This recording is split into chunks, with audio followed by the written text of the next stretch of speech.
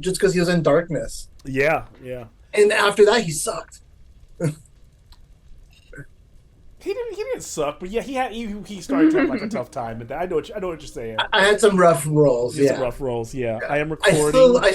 I'm still waiting to use Nazari again. I might transfer him to D&D, but I mean I to thought he was pretty fucking. He was pretty badass in terms of What that game was that in? it's a broken, like, the whole using shadows can be really difficult when you're using a map, because it's often, unless you're using Roll20 and you're using like dynamic lighting, it's often hard on the fly to think about where the I was shadows thinking about in it. the So, room are. do you know what we're talking about, Sean?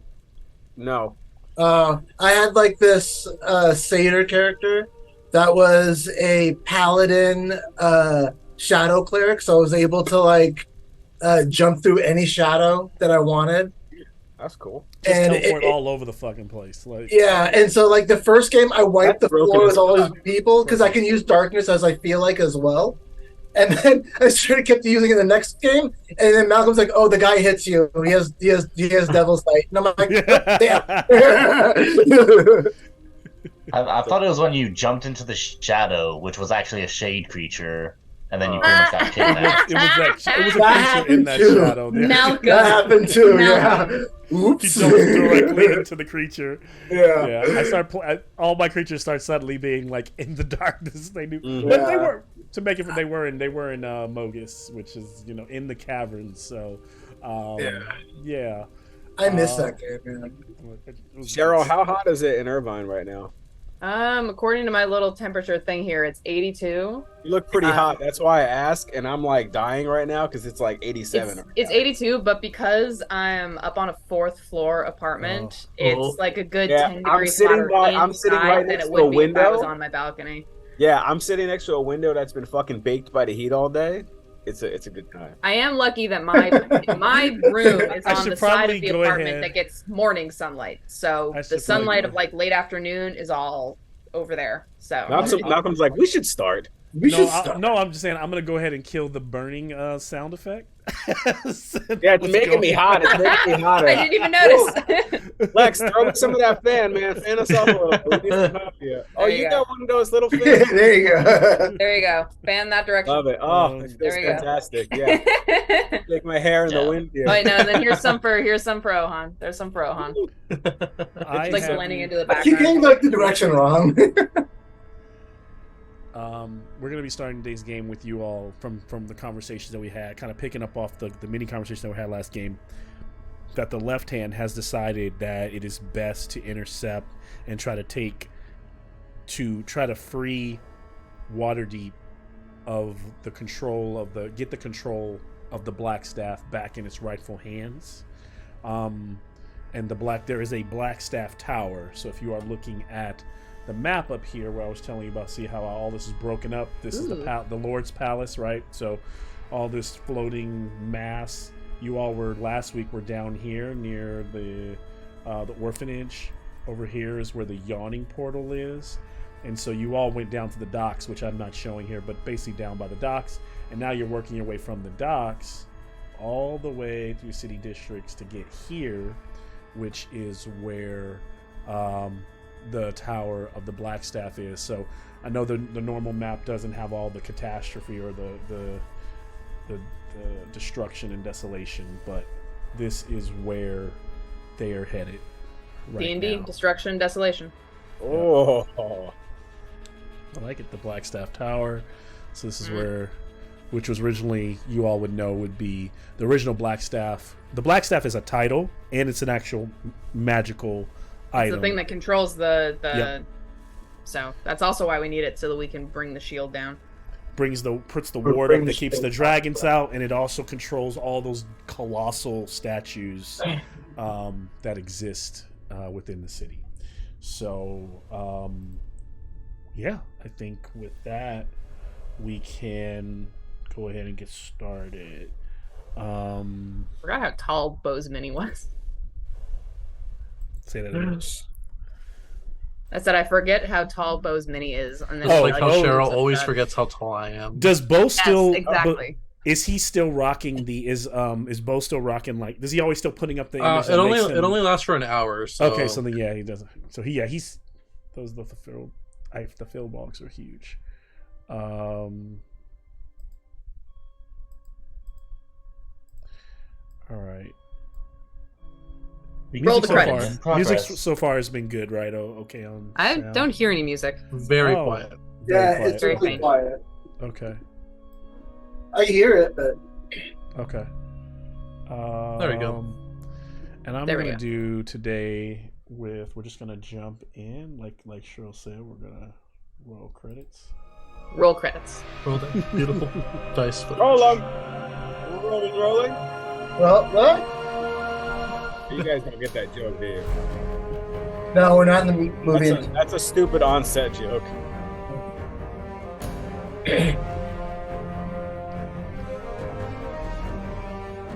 Ooh, Bo's cute. Thank you. Easy shot, easy. He's a good-looking dude, that Bo, man. Look. Oh, look at Tempe. Cold steel. Look at that guy's face. Hey, you can see the reflection of Bo in his eyes.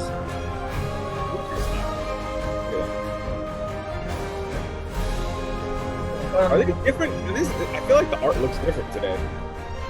Well, they added Machina. Maybe I'm already. Oh yeah, Machina was. But I played this 2 weeks ago, so this is not your first time seeing it. But yes, I did. But it depends on how much I've been drinking, Malcolm. Every day is. It's always the first time when it's as good as this. Oh man, that's funny. Yeah, I love you, Sean, man.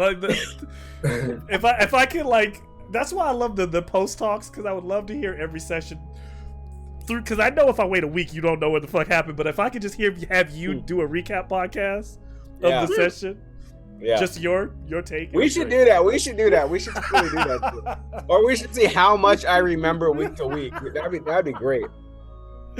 Oh man, I'm just here living in the moment. Look at. I'm just here living in the moment. I could die tomorrow, and it's not gonna matter if I remember it. As long as I have fun right now, that's all. Oh, that mini's dope, Bo. You're here. Alex, I like the mini. Yeah, I don't know. Where is it? He put it in Discord. Mm-hmm. Oh no, he put it in our no Sean chat. Oh whoops. Well, that would be a boring chat, let me tell you. It would. That's why we didn't do it. That's we thought about it and we're like, nah, it'd be too boring. So we decided not to. I keep trying to keep it alive, but without you, it's just not working out. And so, as the Lefthand navigates the crumbled streets of Waterdeep, they find solace in every time they look up from block to block, almost guiding them. They see that Harlequin dancing over the rooftops from above. And as they travel, they begin to notice a very strange occurrence. All of the colossal statues of Waterdeep, the ground kind of, there's a tremor that goes through the earth as all of them begin to adjust and move. Ooh, creepy. And it takes over they're moving across the city over maybe a 20 to 30 minute, moving around the rubble, but the entire time these statues are changing their position until they eventually have contorted their arms upwards, reaching up towards the heavens, up towards that floating light above the palace, almost outstretched in a form of praise or worship. And then they stop, and now they are so they're all in this new pose. The knight is hands are up, sword and shield are up, the Hawkman's wings are up. Each statue has readjusted. Now as they arrive at the Blackstaff Tower on Sword Street, the Harlequin has mysteriously disappeared here. And as they check out their surroundings, what they see is that the area is kind of shrouded in this eerie atmosphere, and the Sword Street sign is hanging and charred, damaged from flames, and most of the fires have subsided in the city, but throughout the surrounding neighborhoods and the streets, there's still wisps of this like white smoke billowing, and a bit of ash that remains in the air that makes their lungs heavy.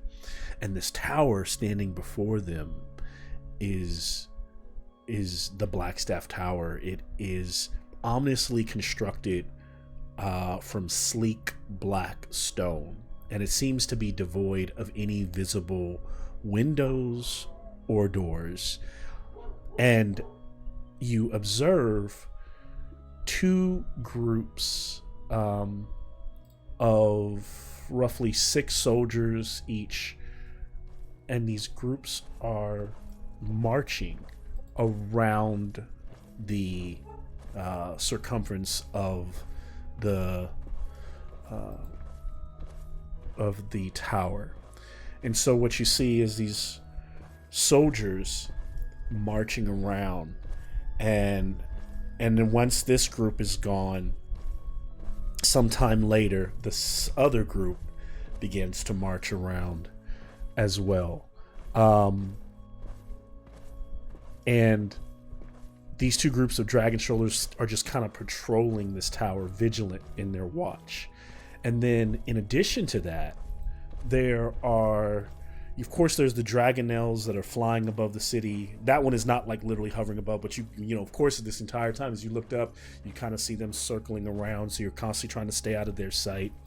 And then while there are no doors, but you do see a couple of cloaked figures who stand on a wall, just standing here, and they have a stillness to them. They almost stand motionless, like statues, not communicating with each other, not talking.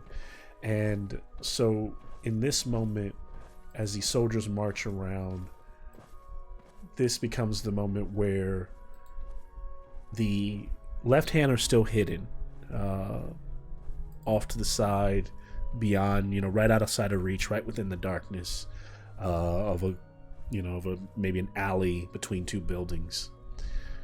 How will they go about getting past the guards? Do they engage them and kill them quickly? Do they sneak by? What about the two cloaked figures? And then, because they see no doors or windows, how do they gain access to the tower? I will turn it over to you all. Yeah. First idea, which we are not going to take seriously because it is a bad idea and we shouldn't do it. But what if we surrendered and said we wanted to talk to Eldrekhan? Let's not do that. So now, let's not do that. What we're gonna really do, and just forget that she even said anything. I don't know how that would go. Honestly, it might work. That's what I'm thinking. I don't want them to take the collar away from me. Yeah, no, yeah, that's why we can't do it. We can't do it. Also, it's like, part of me is like, if this was a movie, that would be the ballsy way for this to go, but this is not like that, and they will kill us, or they'll take important shit off of us, and so we need to not do that. Well, what if we, diversion somehow? Diversion somehow? Does anyone have, because, Malcolm, you say there's no doors and there's no windows. At the bottom? What about up towards the top? Or what about just, that house right there? We hide, set that house on fire, so all the guards and stuff go after that, and then we sneak in. That could work.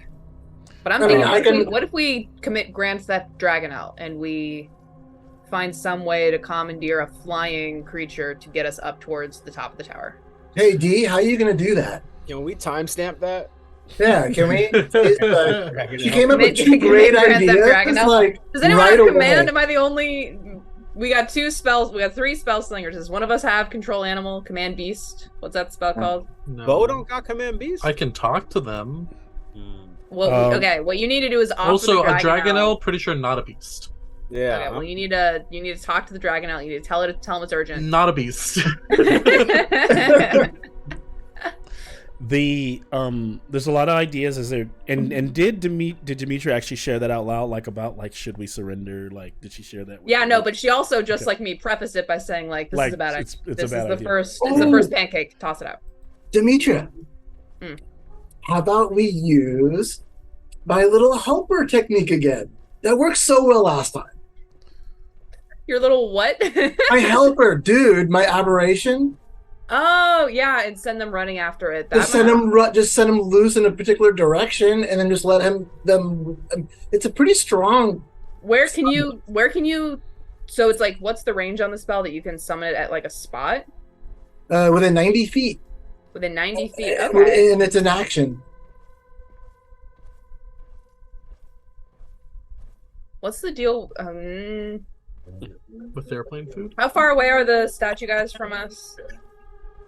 The statue guys. Oh, like the big statues that have their hands up? No, the two hooded things that are still are statues. About Aberration's a good idea, but I don't think those. I think Aberration will handle the marching guys, who I'm seeing in my head is like the Wicked Witch of the West's dudes. Oreo. My idea was that like the aberration attacks and then tries to run away from at least the hooded guys to get them to move. Would they chase it though? I like the idea of setting the house on fire. Might as well try and bait them. Yeah.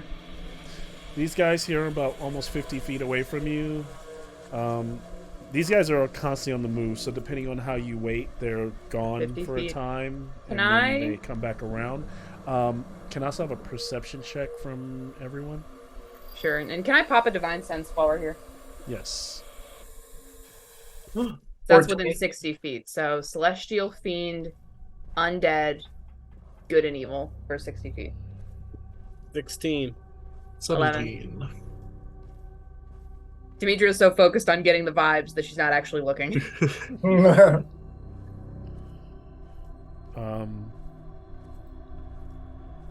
So, when Demetria casts the Divine Sense, she senses... The only thing she senses is undead. And she senses them on one of the groups of the soldiers. And so the one group, so as you guys have been watching, like 6 groups, 6 soldiers in each group, right? So imagine this group goes by, and then shortly after another group is marching while the other group is on the other side, right? They're kind of like a wheel. And the group that's currently passing, or even if it was on the other side because of 60 feet, you can tell that one whole group of them are undead. Because of the armor, it's hard to see that. It was hard to see like that they're like, but that you sense undead. Okay. Interesting. And then did anybody get 20 or higher on the perception check? Oh, we've reached that level of D&D here. Oh, 20's even. You said 20 even? Oh No. Okay. I got a 16. Okay. So then, yeah, so far what you see, and then what Demetria is sensing, that there's a group of undead. I'll communicate that to everyone. That's interesting. So the amount of time in between groups passing isn't that long. Like, it's not like we could hop in there really quickly, handle one group of guys before the next cycle comes around, because that would be the danger. Give me a insight check, Dimitri. Natural 1. I think they're gonna die on the other side of the wall when we're not looking. Damn. I have no object permanence. I'm upping the same one. I'm upping the difficulty of the insight check by 5, and everyone else can also make an insight check. All right. Wait, sorry. Was there? Is there a point of entry into this tall tower? Not that we can see. Not that we can see. There does not appear to be any. 20. It seems to be like a black tower built of stone and no doorways and no windows. What if we pretend to be delivering a package and say that Eldrekhan has to sign for it? What do you think? Malcolm, I rolled a Anagram for Mongo. You got a what? Should we just surrender? A 20? 20 for insight? Yeah, so 21. I'm like imagining that if we do surrender, Malcolm just has this tower of a dungeon crawl and he just pushes it off the side of the table. Dude, that would be amazing. If that's what you guys want to surrender. No, we're gonna work this out. So for Tempe, what he does notice is that, considering the average fight that you all get into is roughly a minute or less, sometimes maybe a little more. You know that the group that's not undead are most likely humans, and they look a lot like the normal soldiers you were fighting at the fortress, which were pretty easy to dispatch. So, but maybe the undead are just the same way, but you get the feeling that if you can engage and dispatch them all within a minute, you should be able to get them out of the way. But you still have to, within that minute, not only get rid of them, but maybe move their bodies, whatever it be, so that the other group comes around and doesn't see. Or within that time, can you find a way in before the other group comes around? So those are the things that you could, if you want to try to use that in terms of using like a hit and stealth mission, that could be a way to do it. That was super unhelpful. Well, it's also interesting because I was Situation thinking to myself sucks. that with my hand, with my mace, the Mace of Disruption, it might have been better for us to go after the undead, but that's good. But that's actually an idea, that if we wait until the human guys come around, Lock them up and pull them into alleys or something. we wait for the human guys to come around. Amnon tosses an aberration close by, like not too far away, because I don't think human guys would run up to an aberration because they're not us. But like unleash an aberration here in this zone, and then while that distraction is going on, we can over and see what's going on with these statue dudes, because if they're just standing there, they might be guarding like a secret entrance, but we need to get over there. How far away are they? 60 feet 50 feet. or 50 feet. I have a different idea. Then your other idea, okay. No, just a different way of thinking about, and I want to tell you what I'm thinking. Basically, I'm not making a joke. I don't think the statues are going to defend the tower at all. I think they're getting ready to do something else. Oh no, not the big statues. I mean the hooded guys. Oh, the hooded guys. Okay. Yeah. And I didn't say they're necessarily statues. They're just standing very still. Did I get anything off of them with my so they're divine not senses? statues. They're just standing there. Yeah. They're just standing. The monks or whatever. So my idea was to wait until the first group is far away from us, but within range of my aberration. So that way, when the second group comes close, we jump the second group while the first group is dealing with the aberration. Okay.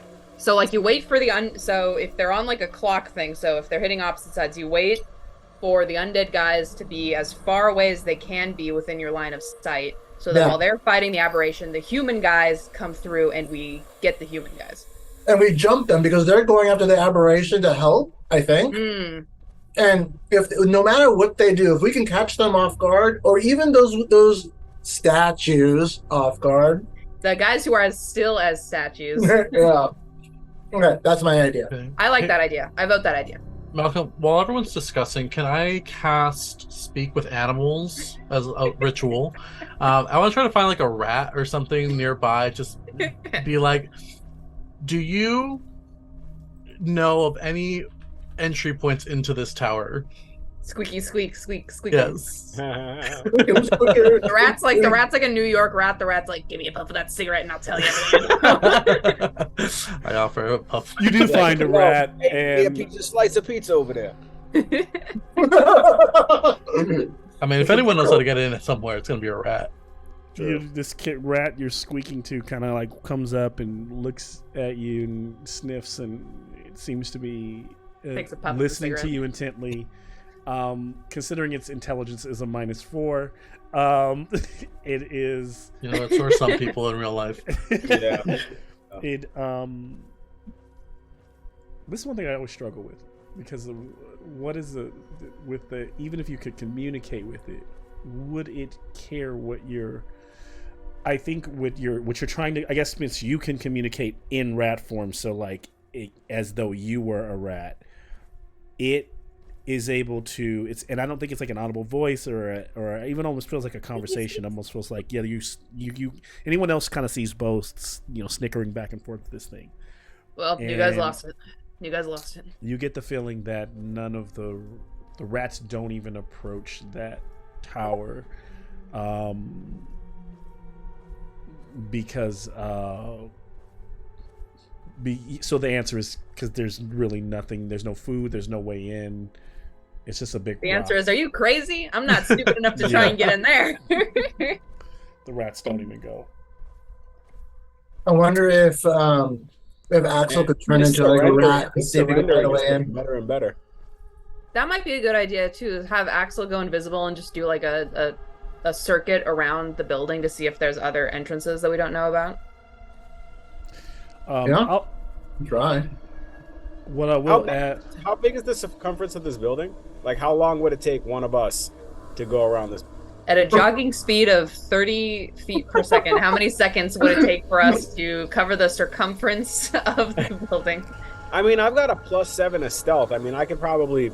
It's probably like 55, 60 feet on the outside because it kind of goes inward to go all the way 60, basically a 60-foot radius if you were from the center of it. So if you break that into turns, if you were like moving 30 feet a turn, or if you were dashing, then it would probably take you almost one. You could do it. You could run it technically in almost 6 seconds. Actually, no. Yeah, no. You couldn't walk it in 30. Yeah, actually, on the outside, no. It's more like going all the way around. Now that I'm looking at it, it's closer to 120 feet all the way around. So, yeah. So maybe in 2 turns you could dash. You could dash it, or you can move around it in four rounds. It's like 30 in terms of 30 feet chunks, if that's your speed. I'll take another perception check from you since you're one of the people that get 20 on the inside Tempe. Advantage perception check. 15? 18. 18. Okay. You said advantage, right? Mm-hmm. Okay, yeah, 18. Unfortunately, it's what you so far all I've shared with you is what you understand about the location. And there's just there's multiple Dragonel up in the sky. In this area, you only see one circling very high up. Okay. And you get the feeling that if it were to notice, because of how high up it is, it would take a full turn. It would take a full 6 seconds or over before it would reach you on the ground. I like Amnon's plan so far. I was even thinking about maybe just have Axel just not even transform into another animal, just go invisible and just sting one of the monks too. Yeah, just get him to move or something. Just distract them. Just distract what's them. Machina think? What's Machina think? I'm gonna hit the tin can. Hey, other square, go in the other direction. you've been too quiet. Oh, We need your military Machina, quick. experience. So military experience says. Well, what would Machina say? Let's do that. Okay, so Machina would say either we're sneaking in or taking out everybody. Just, are we trying to sneak past or take care of the problem? I think we're trying to. Is that Dimitri's voice? I have no idea. I think that what we're trying to do is distract them so that the sneaking goes easier, because we're not exactly known for clank, clank, clank, clank being, that's to Machina, clank, clank, not exactly known for being, quiet, just in case. Yeah, where I think Machina is completely has the best question here. I think that the one thing we're forgetting is that if we're sneaking past, we need to know where we're going. Yeah. I don't see anywhere to go.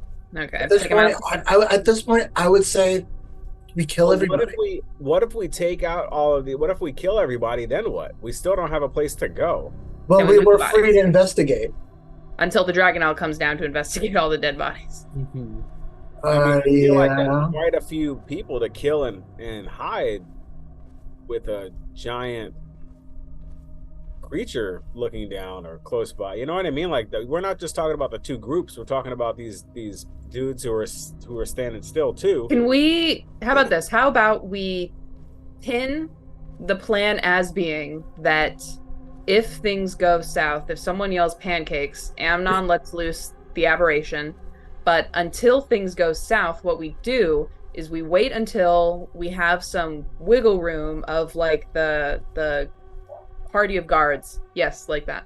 So we have some wiggle room that the party of guards is out of the way so we can cross this courtyard sneakily and get up to the monks, because the fact that we don't know what's up with them, why they're just like standing there guarding a blank section of wall, and deal with that. And then however that goes, if that goes south, if they pop off a fireball immediately upon seeing us, then aberration goes off. But maybe we can handle those two guys stealthily enough that when the party of people come around and they don't see those two guys there, then we might be okay. Maybe we shift Amnon's aberration to plan B. And Okay. plan A becomes primarily sneaking. I got a eerie feeling that we're definitely gonna get one of those crash zoom moments where I bet you're wondering how we got here. Record skirt. Yeah, right. Yeah, but you know, Pictures taken moments before I've got disaster. I've got a suspicion we're gonna. Well, I have, Wait, so what plans are of we gonna mice do? and men. What are we gonna do with the monks? okay, so We're gonna talk to them, I guess. So hold on. So We're gonna okay, body so our slam. plan is. I mean, if we're just gonna hit them, I can like. like bonus action, go invisible, show up behind them, and then hit them in my next turn. Or I could sleep them from here. So if you want to hear my glorious military Yes, plan, Machina, please. so for military experiences, at this point we would want a high ground advantage, that's air superiority. Because right now the dragon tail in the sky, big problem. Unless Machina's got the fly spell, I don't know if we're gonna be able to. Well, he does he? Yes. I do too. So if we So want to go four air of us superiority, can go. so if you want true air superiority, the best way and most efficient way to do this would be Amnon casts Fly and Machina. Machina casts Haste on himself. And then Amnon also has his Eldritch Cannon climb onto Machina because it's a small thing. And then Machina has his own Eldritch Cannon. And then Machina can fly at ridiculous speeds. And then Machina becomes literally armed with 2 torpedoes. Won't work. Machina I need an hour to into a switch him fighter back. jet. I need an hour to switch him back to a cannon. He's at the. He gives life right now. I switched him up. He became useless after a while, so I just switched him You up. can use a first level spell to just swap it. The He's a what? warlock and there's only so many of those. You can expend a spell slot to swap the Eldritch Cannon Oh. into one of the other ones. All right, and then I'll use, and then every bonus action that Amnon has, will use to fire the cannon. If we want to go with the AC 130 Machina tactic. What do you Or think? Machina can cast invisibility on himself, and then the Amnon can cast Fly on him, then he just flies up invisibly and just gets the drop on the Yeah, but- Dragonel. And then what? But once we have air superiority, what do we do with that? Rain down hell. Either draw the guards away, because they'll be like, oh shit, there's that thing in the sky that is raining down fire, or take the advantage of being in the sky and rain down the fire on the enemies themselves. I feel like that's Plan B already. Question is though, idea. what I'd rather do Plan B. Charge into the monks, because I bet you they're guarding a door of some kind we can't see. what does Eldrekhan Or- do if this is happening? Does he just He fireballs him out of the air. will that disappear? Like, does he, Yeah, that's also, we also don't want to cause too much of a ruckus because of how he's supposed to be able, like, he rides a griffin or a dragon or something to get in between the Blackstaff Tower and the palace already. So maybe we do want to try and stick to stealth here, where we just time it so that the guards are going past. Machina doesn't make stealth checks at disadvantage, does he? No? You're in medium armor. No, Machina has no armor. No armor. There's a monk. Because show of hands, who makes made of armor? He's made of armor. Show of hands, who makes stealth checks at disadvantage? No one does. I don't, but I just have I a do. -1. I do. Okay, so Do you maybe guys we both? use Shit. the invisibility spell on the people who go clink clank, so that they can have it's like advantage on stealth checks when you're invisible, right, or something like that. So it makes it straight. So it's a straight roll. Yeah, and then we just time it so that one group of guards is gone, so we're alone with the monks in the courtyard, and then the invisible people, maybe Axel and an invisible person, sneak up on the monks, see whether there's a door situation happening there, and we try and keep this as quiet as possible until it's out of our hands. If it's Devil's advocate. honestly, if once Amnon gets a group of guards within 90 feet or like within visual of us, he's gonna summon the aberration right there just to keep them busy at least. Okay, What if because at we- least that's not us fighting them. That's an aberration popped up. Something crept out of the yawning portal, Exactly. What if we need the monks to open said door though? so we don't disintegrate them. We're gonna have to try and capture them. Yeah, she's right. Are the Blackstaff towers, like, are these towers places of study? It's a it's a magic. It's a magician's tower. It is for the Blackstaff. So yeah, it is. So yes, there should probably be great magic in there, great works and things. Absolutely. So Machina and Amnon could approach as two scholarly types. We'd like to do some research here. Nah. Well, it's not a place that would ever be open to. No public In- pressure. No Yeah, it's like a problem. top secret Yeah. military site. You can't take shits in there like Barnes and Nobles without buying them. Someone cast invisibility on me. We need to go. Someone I'll someone take cast a. invisibility on Can me. I take an advantage history check from Bo, since he's from Waterdeep and. Uh-oh. Since he's our local. What's Yeah. Bono? Fuck. I was like, I'm not a nerd. I don't know what goes on here. I'm 13. just a normal guy. Just a What- normal what guy. Bo would know is that other than the Blackstaff, the current Blackstaff, the only other people that enter this tower are 8 apprentices. And so unless you're an apprentice, you don't get in. From stories that Bo's heard, they do have dormitories here where the apprentice would sometimes stay to learn from the Blackstaff. But who knows if that way of doing things is still the same under. I was gonna say, I don't think Tiamat's reign. tradition is necessarily a thing that's gonna be. What? Tiamat's totally into tradition. We're kind of in unprecedented times here. Oh, how with the modern times? Stealth. We just- So what I'm thinking is, Go. based on Demetrius, if these Everybody. guys are going around and they're gone, it's just these guys, and you moved up to here within Yes. this striking distance, stealthing, which should Can we be see fairly anything more about easy. the monks from this position? If you're going to commit to that while these guys are gone, and I'm then gonna wait, commit to peering my then, eyes over the top of the rock. I'll take an advantage. I'll take an advantage stealth. I'll take an advantage stealth from all of you. Use Axel's like a little. Oh yeah, like a little periscope. You've got it like you straighten out his tail. You can imagine like Emma's looking through at Axel's feet. Axel's just like, Love that. You got an 18. Well, Oh wait, no, I have a bonus. Thank God. Thank you, being a criminal. 21.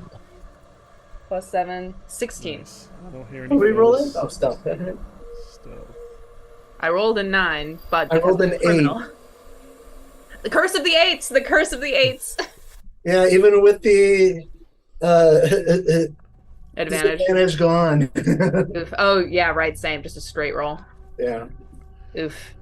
Oof. Oof. Yeah, oof. I had a +2. All right. My armor really does go clanky. Also, now- Malcolm, Go ahead. I was gonna say, Malcolm's face during Operation Sky Attack Machina was priceless. Yeah, I don't think there was no, During I don't think Malcolm Decepticon, it turns out Machina's been a Decepticon this entire time. entire time.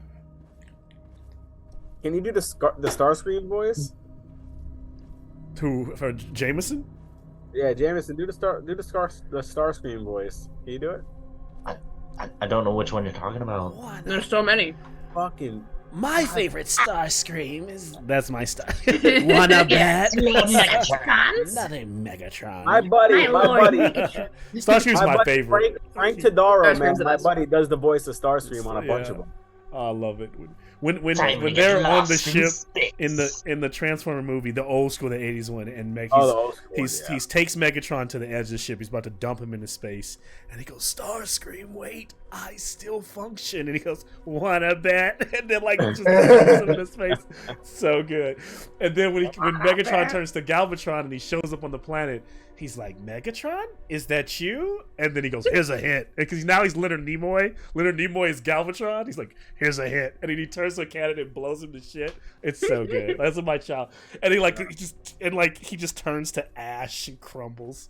That was a very traumatic, amazing movie as a child. Because up until that point, they had been shooting each other with laser guns and essentially like playing laser tag. And then you go into the movie theater as a kid and they start blowing holes in each other. And Transformers start like smoking out of their mouths and dying. And I'm like, what is this mess? Bro, Optimus dying was like the first scene, bro. bro. Optimus dying between that and fucking Yeah. Atreyu, at 80. But the fuck, those are dying, bro. Between those two things, bro, like fuck my whole childhood right That's there. why Like, I'm they were dark. just, That's like, why I think fucking kids. I'm so dark because those are the moments. Duke dying in G.I. Joe, Optimus dying, Atreyu's horse. Duke died too. It was just like as a kid, you're like, what is going on? Like, and I was learning about death through my favorite Dude, shows, back in and the they were just fucking- like, well, back we in want to the sell more 80s, bro. toys, so time for Optimus They to were go. like, fuck them kids, man. Back in the Fuck 80s. them kids.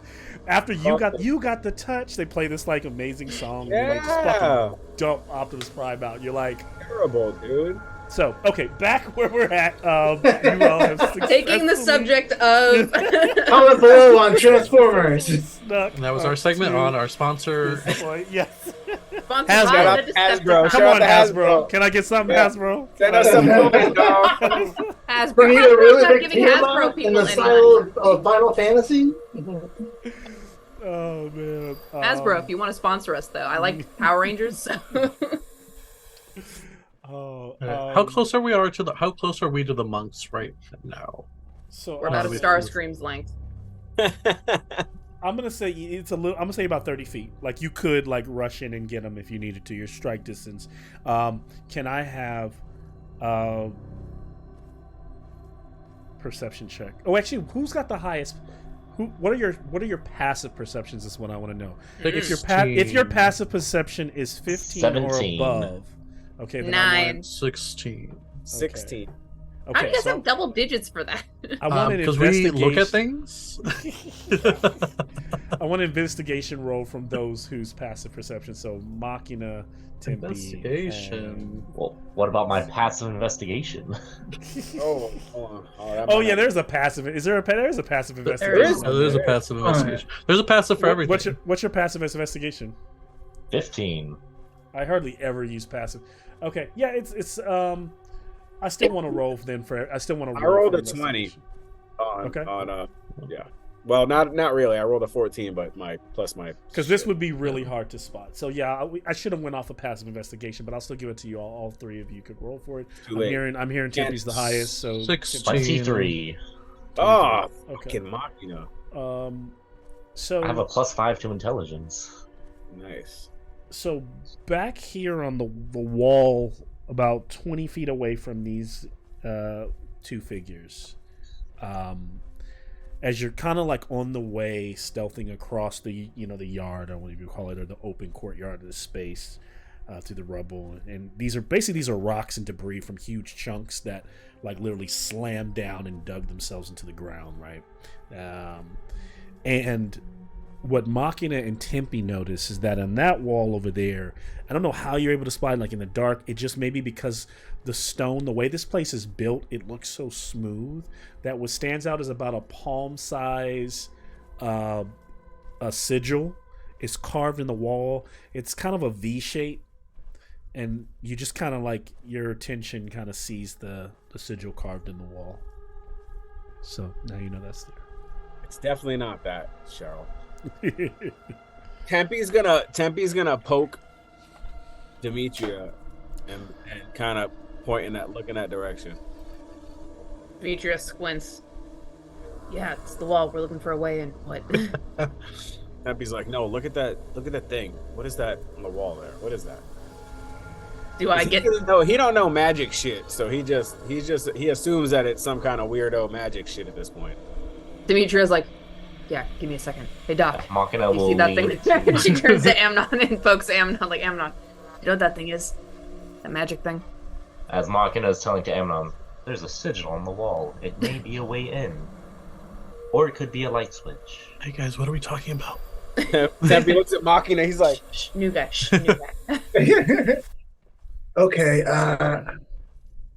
Well, could either be a key or a pressure point. I mean, it could either be a switch or a key, right? go touch it. Yeah, I'll just walk over.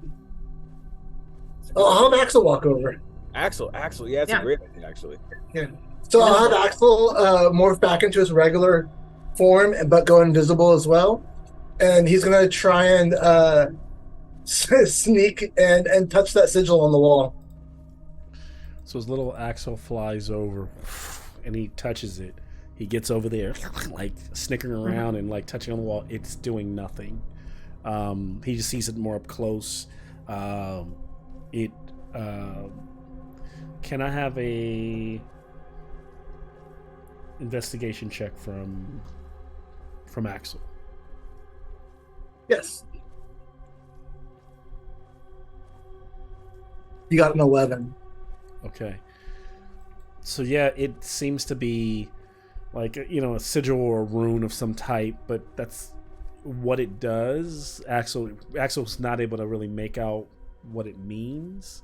And I say it's more sigil than rune in that it's like a rune would probably be from some kind of ancient alphabet, and this just seems to be like a symbol. I think what he can decipher is that maybe it definitely, for it to be the only thing carved in here, it probably has it serves some purpose. And if it's in a magical on the tower, it probably serves some kind of magical purpose. I'm gonna just look over at the group and be like, Do you see any more? yeah, and then I'm gonna come back and like, do you see anything on? Let's take a look at the. I want to look through his eyes to take a look at the monks to see if they have anything on them, what they have on them, So I'll just I'm gonna put my hand on Demetria's shoulder as I usually do, and then flip over to Axel's site. Okay.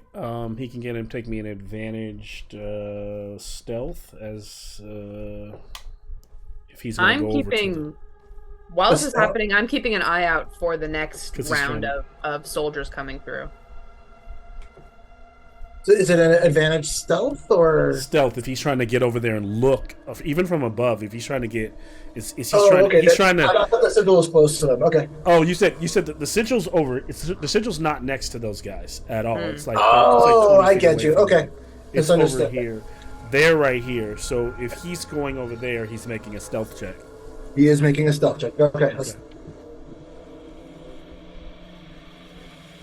I gotta throw my dice. It seems like every minute one of the groups comes by, marching very slowly. So either the humans, or they make their way, marching around. He's invisible, right? He is. I got a 1 and a 2. Ooh. Okay. I forgot he's invisible. So all right, he got a 1 and a 2. He got the 2. I'm gonna give him that then because he is invisible. Then what I will say is then what will be difficult really for him is trying to. Can I get a perception check from him looking over these figures? Yep.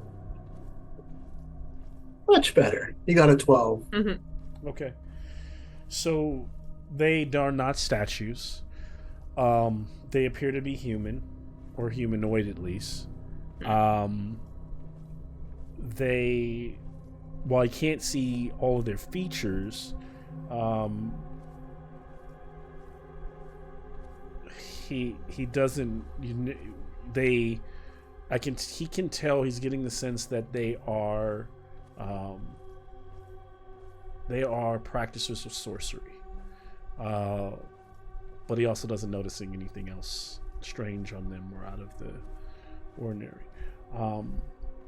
Other than their pendants or chains around their cloaks that kind of have the 5-headed dragon of Takesis. Oh. They're covered in chains. No, they just have a pendant, like a little chain around. Like they're cloaked, and that chain has that 5-headed symbol of Tiamat. Okay. Part of the fan club. Yeah. If they're covered in chains, I'd be like, maybe we'll go around. I could try and sleep them. I could try and sleep them. I could try to sleep them too. I would try to sleep them as well. My sleep's a little more permanent, but well, okay. actually, you weren't with us at the time, but D is pretty good at seducing.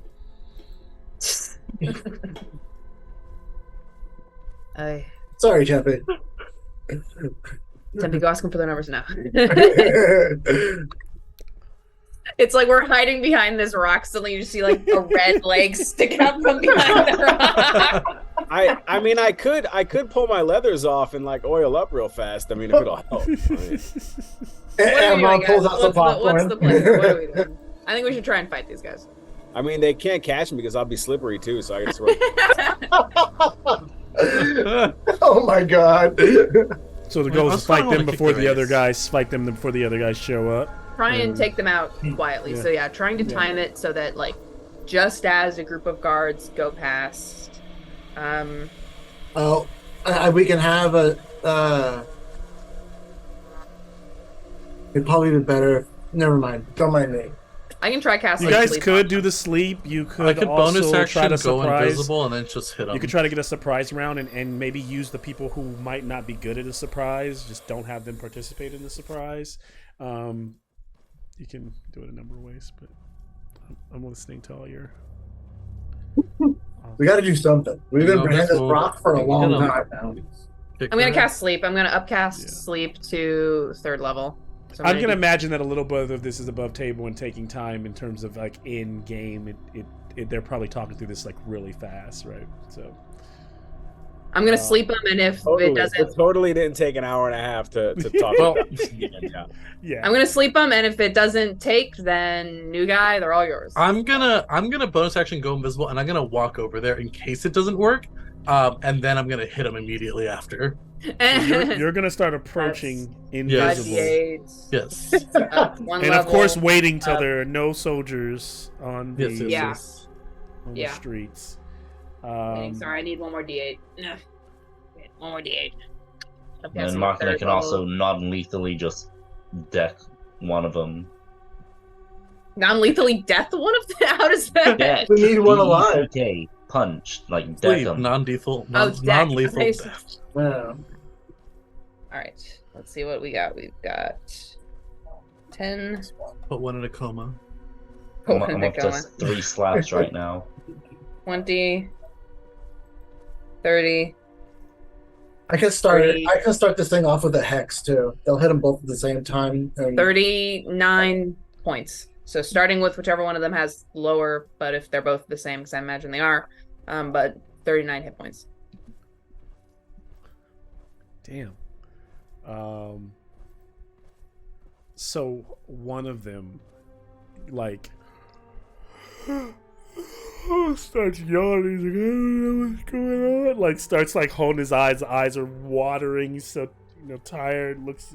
The other guy grabs him, and like starts to collapse. And the other guy's like, "Pull yourself together." You're embarrassing me. And then one of them just slaps the guy, and then I'll hit him. and he shakes it off, and nobody goes dead. Nobody. I'm goes gonna to hit sleep. him. So you're gonna hit them now. So now I need. I know you're invisible. I still need a stealth check.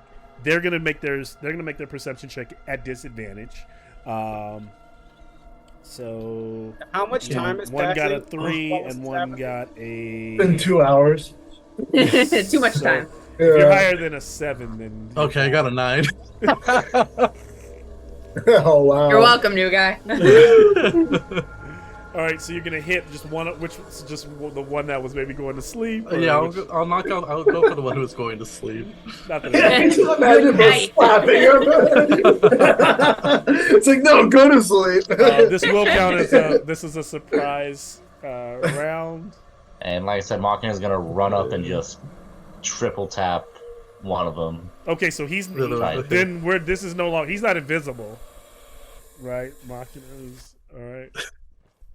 But he's quick. I'm going to Great Weapon Master and Reckless Attack for these. First attack is a 23 to hit. It's gonna hit. Yeah.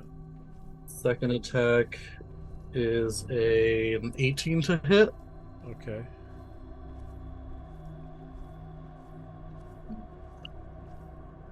Do they both hit? They both hit.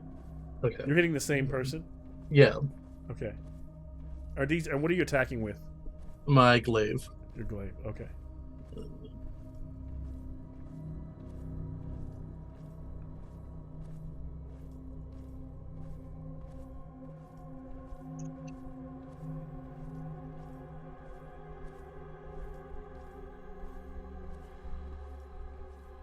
For 43 damage.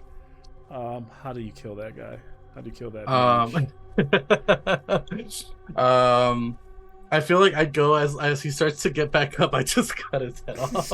Oh, Jesus.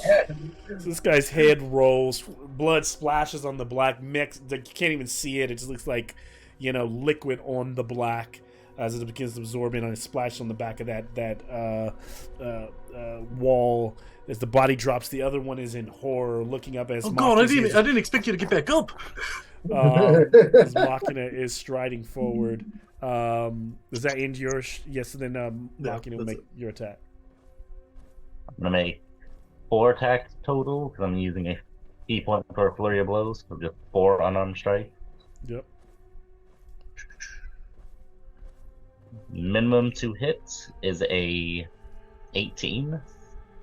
It's gonna hit. Nice, that'll be 4d6.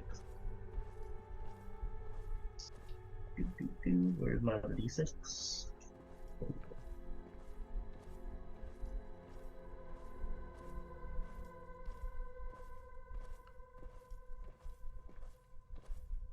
Well, plus 6, 18, 20, 24, 27. 27 damage. Yep. Okay. As that happens, you strike him. He bounces off the wall, hits his head. He's still standing. That's the surprise round. Roll initiative. And the minute is counting now. The 60-second timer is on where the other guards, before the other guards show up. Roll initiative. Machina, go and give me what you got. Or let's roll initiative and see what we got. That'd be a dirty 20. We're all rolling, right? We're all rolling. Amnon got a 13. Oh, 15. Me too. Yeah. Oh, 6. twinsies. God, brothers. 20. Demetrius is 6. Okay, Demetria's at least an 8. Okay, wait, Cheryl has wireless headphones. She's gonna come back and yell at me. A 9 in hell. A 9 in hell, though. Think about it. Cheryl's gonna come back and yell at us. She can hear us. For sure. For sure. Wait, did you call Demetria a 6? Did you rate her? Did you? No, Oh, I said Demetria's at least an 8. oh. I said a 9 in hell. I said a 9 in 9 in hell. And then I remember that Cheryl has wireless headphones. Oh my god. I actually wasn't wearing my headphones, but my speakers are turned up so high that I was in the kitchen. I vaguely heard like murmurings in the background.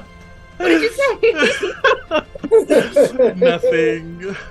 She's an 11. How dare you? I said at least. Only to Stegab, but look what happened to him. Oh, too soon. Oh, Too cold. soon.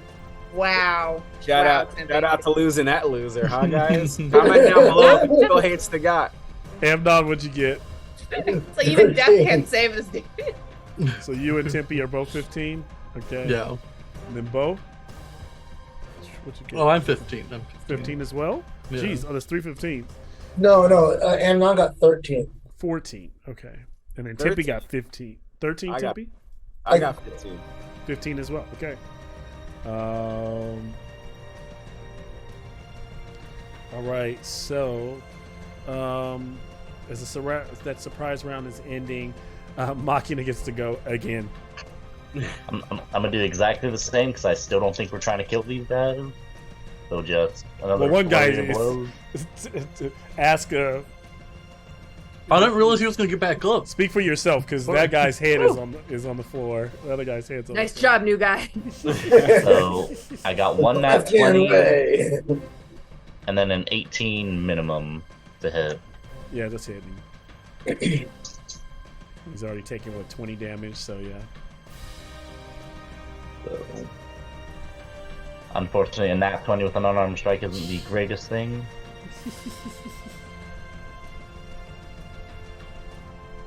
That's 18, 22, 4, 6, 9. So that'd be for another 29 damage. Oh yeah, he's concussed. He may not be waking up. That was- I know you were trying to pull your punch, but you knocked the shit out of this guy. Teeth go flying out of his head. It's like as Machina trying to pulls a punch, but it goes so fast it looks like a hydraulic. It's like a boom, and his head just slams against the wall. That's a whole Slides smash. down. His whole face is busted. You can see like his teeth up here and his nose, and he just collapses over. Both guys. I was going for not killing. I know you were. I know what you were going for. I'm just, it's I'm just the way I'm describing it.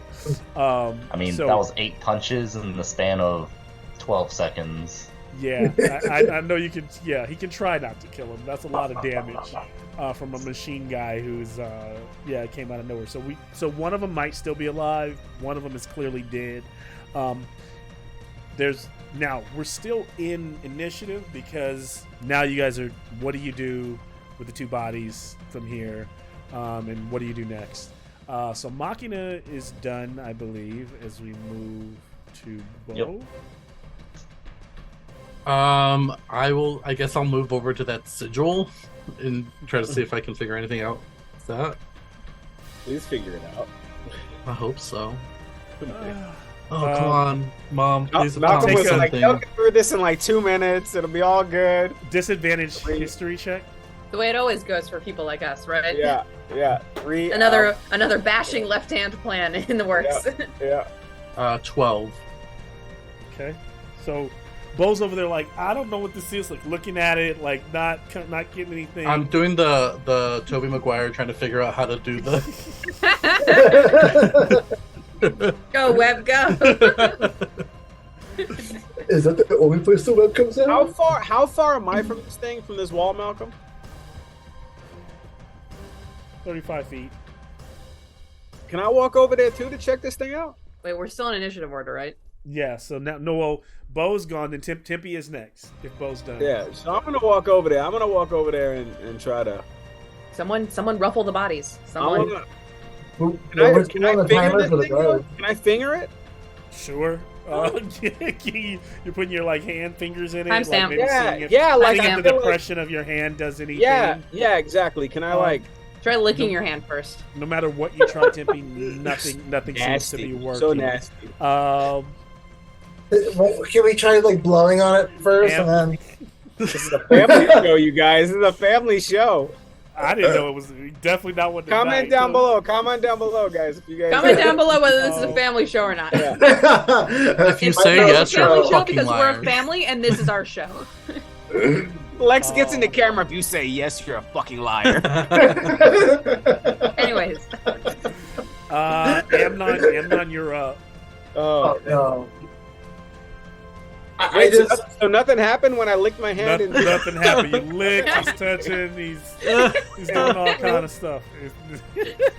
Damn. all I can think Bo's is like, dude, what are you doing? Like, All I'm right. like, And Russell's just gonna pat Tempe on the shoulder and be like, "Good job, I Tempe. feel Good job." like as a DM, like a lot of things you create, like you really do have like a whole, like you have a wholesome idea around what you're doing, and then You're like a handprint. How can they make that weird? how can they make my that weird? players- I was like, oh, I said a V. Why did I even use the? No V's At least and you didn't use a handprints foot, anymore. Malcolm. At least you didn't use a foot. Yeah. That's true. Oh man. Amnon, So, you are. Amnon wants to walk over and just investigate to see if he can figure out a way to get inside. Like not like right up to the wall, but like I don't know. Yeah, around there's fine. So that way he can see the symbol, he can see the wall area, just to see if he can figure something out. I wasn't trying Investigation. to okay, yeah. Or you give me investigation or canon. Oh, they're both the same for me. Cool. So at this point, yeah, they're both the same for me. So I got an 18. Okay, so Amnon 2 is stumped with what needs to what's used to open this. He's not getting anything. He too knows it is magical. It might be something. It might be touching it in a certain way. With it comes to sigil. If it is a lock or whatever, you don't even know what it really is at this point. And so, without knowing, maybe that is like leading to the confusion of like what to do next with it. Well, with that, both mages did. Dimitri, you are up. Yeah, time to go rifle through these bodies and see if there is any handprint-sized keys on their person. All right. And valuables too. Let's not forget about the valuables, but mainly just trying to, because I've just watched 4 fully grown men, including one robot, attempt to smack this wall to submission. I'm gonna go for the bodies and see. Whoa, I looked at it. Come on. I need an investigation check on the bodies as Dimitri, as you approach the bodies standing I'm not next gonna to you. use that die. Demetria was not amused by how we treated this. She wall. was amused, but also she knows that the God. guards are coming, so she's worried. Demetrius looking over at us as the Three Stooges music plays. You guys are doing that scene from Ferris Bueller's where you're all looking at the wall like this. Slightly different. I'm gonna tell you right now, though, this wall was thoroughly satisfied. That's all I'm gonna say about that. Delete. What's my investigation? I bet Demetrius is so happy to see her husband just lick his hand and put it on the wall. 14. Okay. A respectable So 14. Demetria is going through their stuff. She finds. Ravi in the afterlife, like, eating popcorn, just watching, Shaking his own head. patting down the body, Can you roll a d4 for me, Demetria? tossing their wallets over my shoulder. D4. Yeah. The hell kind of dice is that D4? You expect a big, bad fighter like me to bother with D4s? Yeah. 1. Okay. Ah. So you find a. Let's see. A wallet full of pictures of his children. 8 gold in one of the pockets, and then the others has a brass ring on his hand. But as you look at the ring, and I don't know whether you're pulling it off or not, but flip his hand over, the hand has a burn symbol in it of that V-like symbol burned into his hand. Oh, Cut off shit, that chopping off the hand and running over to my friends. You use your investigation this turn, so that chopping off the hand will be next turn. Okay, I will get a quick whistle in to get everyone's attention, then I'll flap the dead guy's hand at them like... Oh, I'd love to chop a hand off. Oh, it's probably not my turn, though. We've solved your riddle, Malcolm. Malcolm wanted us to mutilate this body. That's... Can I have a stealth check from everyone? This is not for the guards, but for the circling dragonelle in the sky. Oh, yes. I do. I'm going to do so well on this. Huh? Oh, God. 18. 14. Okay. 8. So far, all 8, the curse. Dirty 20. Dirty 20. I rolled a 13. I got a +7. Amnon. Clink. Hey, consistency. You got me. So on that 8, you kind of see it, and you see it like slowly beginning to like, it's been going around, and it's kind of starting to get closer and kind of beginning to drop down. But that's all you see on this turn. Top of turn 2, Machina, you are up. Machina will quickly check the hand of the person he just knocked out, given Demetrius' signal. Yep. His hands are all clear. No, only the one that Dimitri is looking at, the headless guy with the brass ring, has the hand with the D symbol on it. I like how Machina's still saying he knocked the guy out. Yeah, he believes he knocked him out.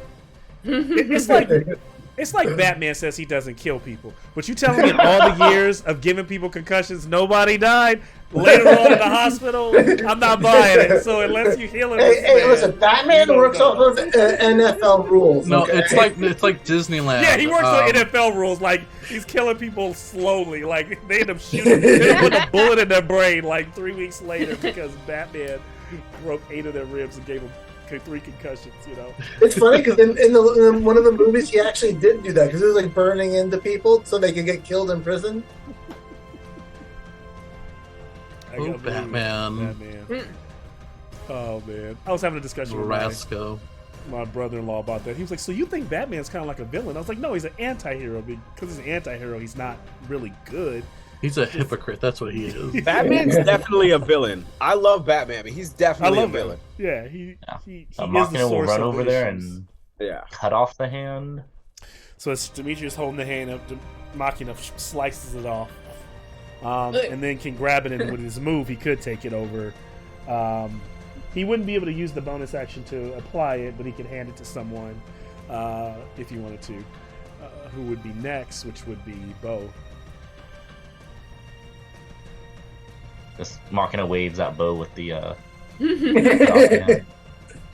High five the hand. No, I grab it. I'm gonna You high five the hand, slap it on. fingers and take it. This is weird, but okay. No, I'm gonna grab it. I'm gonna slap it on the sigil. Lick it first. Lick it first. I guess imagine actually. As you do that, it sits there for a minute, and then the hand kind of lights up, and the hard, cold stone. It is the left hand. It begins to it kind of ripples, and then Bo kind of staggers forward. You like almost like because you're pushing it forward, and then you stagger into the ripple into the portal. No, we gotta take the bodies with us. We gotta take the bodies with us before the guards come around. So you don't have to move, but yeah, Bo. So it's open now as long as you are holding it up. I will fall in. Okay. New guy. So Bo, you stagger in. You're in this little entryway, which I will describe a little bit more, but it's like this entryway to the tower. Kind of a magical sconce is lit. The rest of the party can't see this on the other side. As Bo staggers in and it's still open, you can tell that it's like not staying open for long. Oh shit! Everyone, we gotta go. Grab a body and go. Grab a body and go. So grab Bo the head. is Grab the body and we go. Timpy. Demetria's like a mom at Costco. She's like, "Come on, we gotta go. We gotta go." Timpy, you grabbing a body? I'm gonna drag one of these motherfuckers in there for sure. Athletics check. I'm good at that. Finally, rolls we're good at.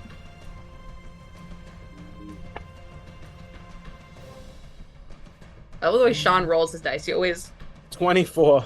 follows through high. Yeah, I always picture him like doing like Salt Bay. It's like you guys probably never we used to play like CeeLo or craps, like, you know what I mean? That's what we used to do, and you shake them and throw them.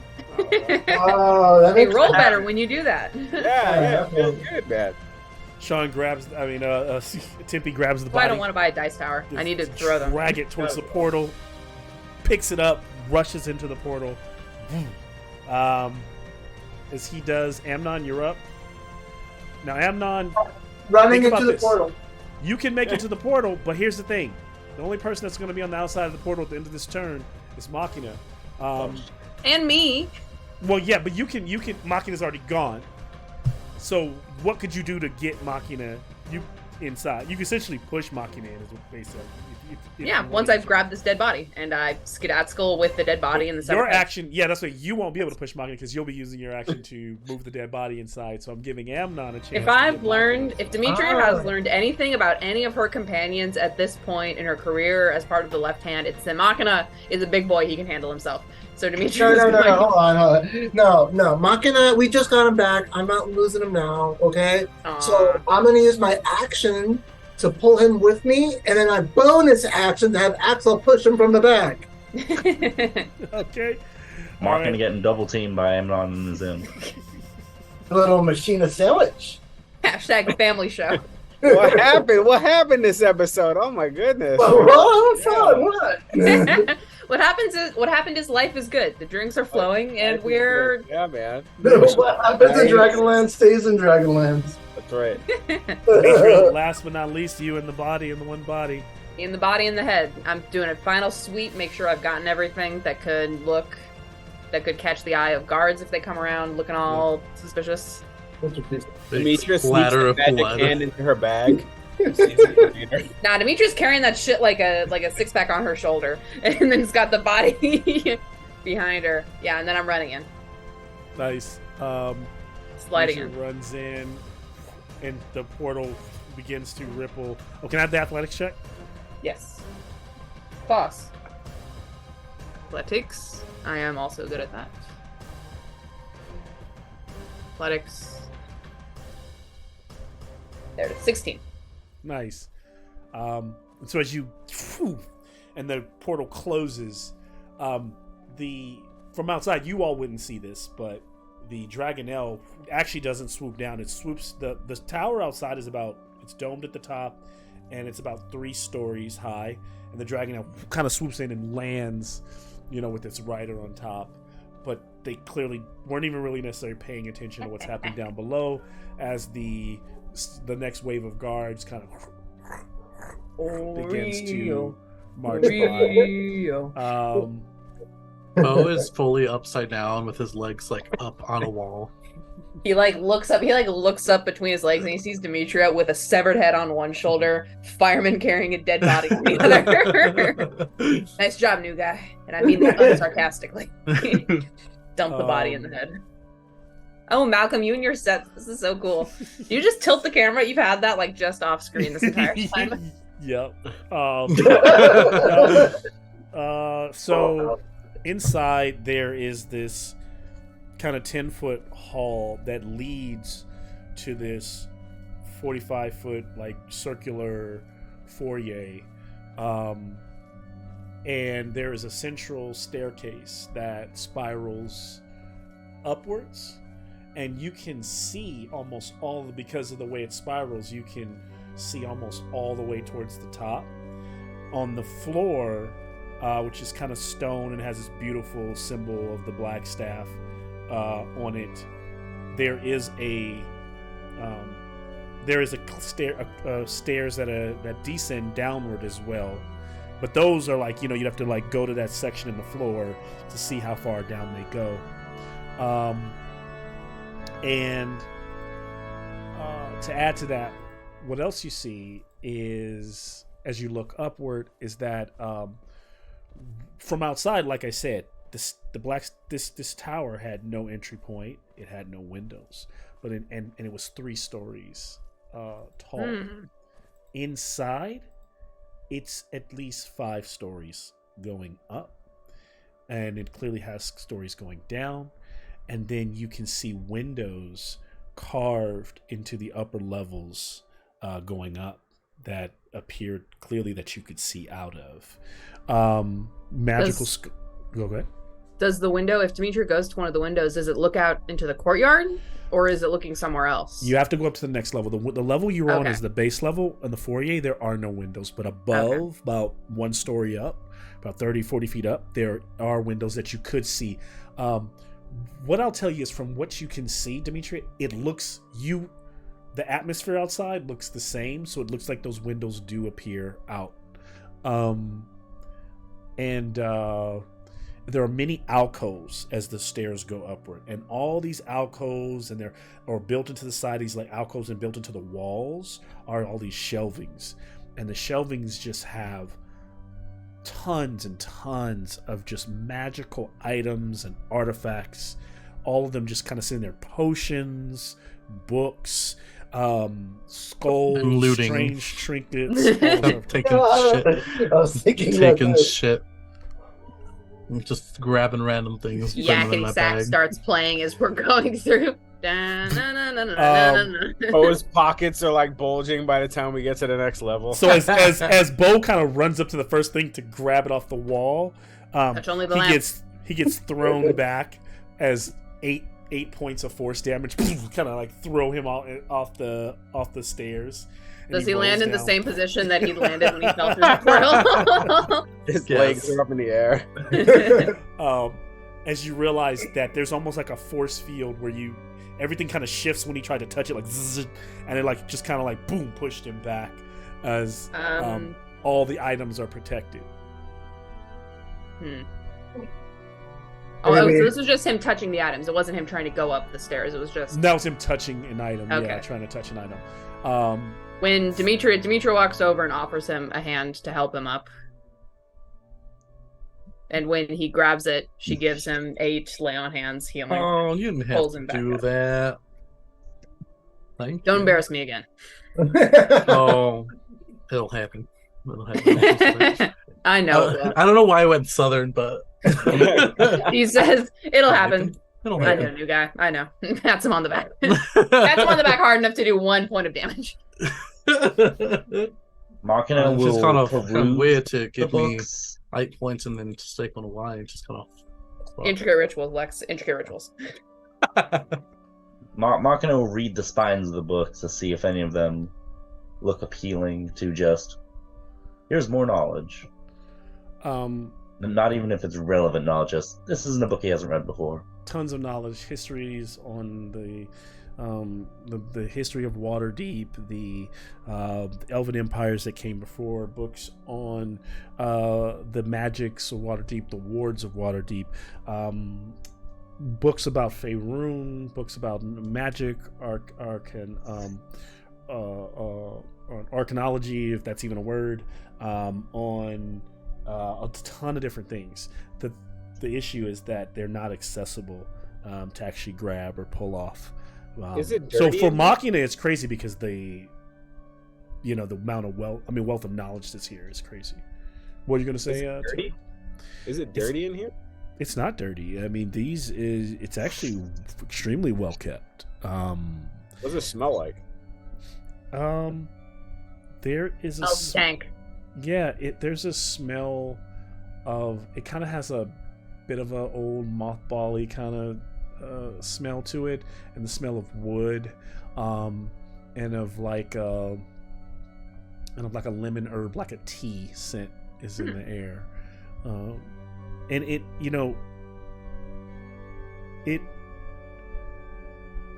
whoever's taken over, this has been the Blackstaff's home for a long time, so it doesn't feel inherently like dark or evil, right? Like it just feels like it's someone's house that is, and you don't see anything, you don't see anyone. There's no guards, you don't hear anyone moving above.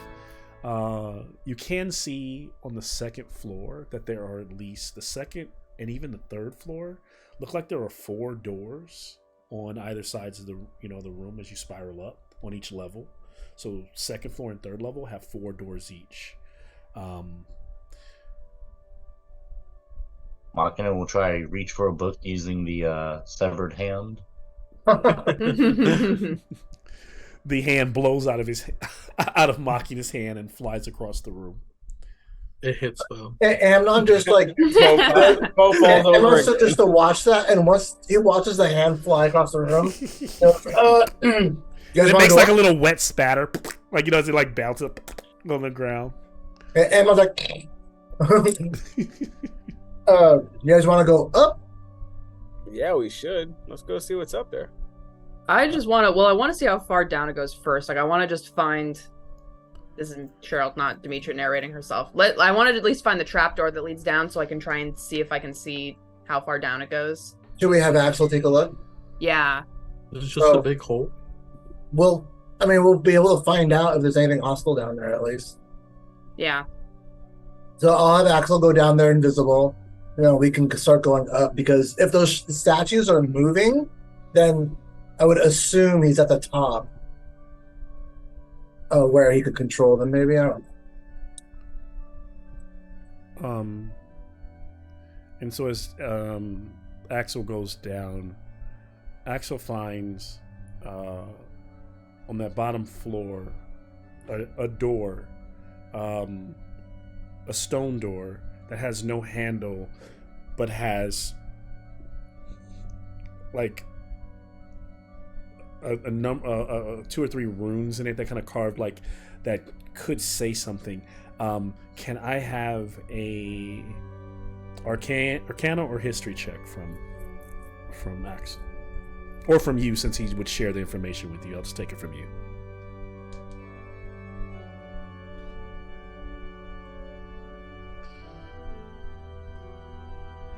I got an 11. Okay. It appears that a lot of things within this place work by command words. And Axel nor you know what the command word is to open this doorway. But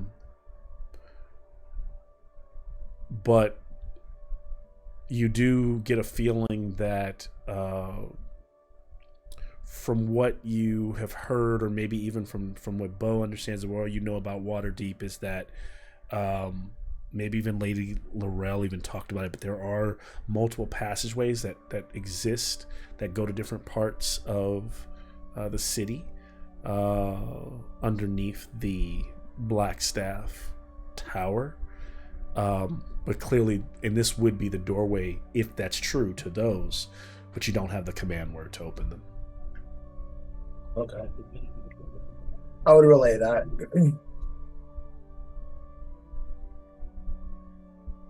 So then we're good going up. Yep. And so they ascend to the second floor, which is basically where you see them now. All these trinkets, all these beautiful things. It kind of feels like, it's just one tower. You're constantly ascending. It's almost like being in a museum. All this rich history of Waterdeep before you. The doors surrounding you are very basic, wooden doors with handles and a small lock. They all look essentially the same and nondescript, same as above you. I don't know if you want to just continue upwards, or do you try to open one of these or any of these, or continue upwards. Can I listen at one, see if I can hear anything? Yeah. As Demetria is listening, perception check, Demetria. 4. It's quiet. I hear Just not hearing anything on the other side of these. She kind of walks over to another door, walks over to another. Silent shit up in here, I don't know. And I try a door. Just a quick little. Roll a d4 for me. I just put the d4 away, Malcolm. You took what I said very personally. 4. Okay. I love gold. So, as you go inside the room, the door just creaks and slowly opens, and you look. It's a very small, quaint room, almost like in a monastery, almost for. And what you would decipher, this is probably for the apprentice. These are probably their quarters. There's enough room for a cot and a small desk with a candle. And there's a set of matches there. There's some scroll paper. And then other than that, there's no windows to the outside. But on the desk for you,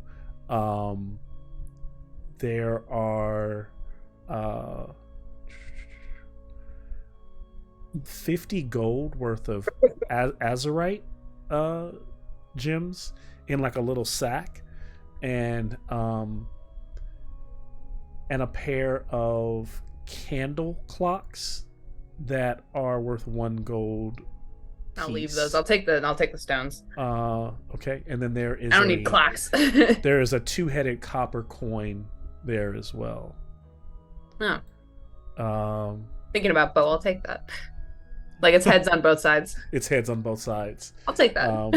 What does that mean? You're about to lose a lot of money on some head flip bets. Oh my god. The Aramis in me jumped out. Aramis would flip this. It's 2 heads. They're both Aramis's head. So that's one of Aramis the rooms. going. So, yeah. I pop back out. It looks like it's one of the apprentice rooms. It doesn't look like lived in recently, does it? It actually doesn't. Okay. Actually, no. I'll take that back. It does. That stuff was not extremely old.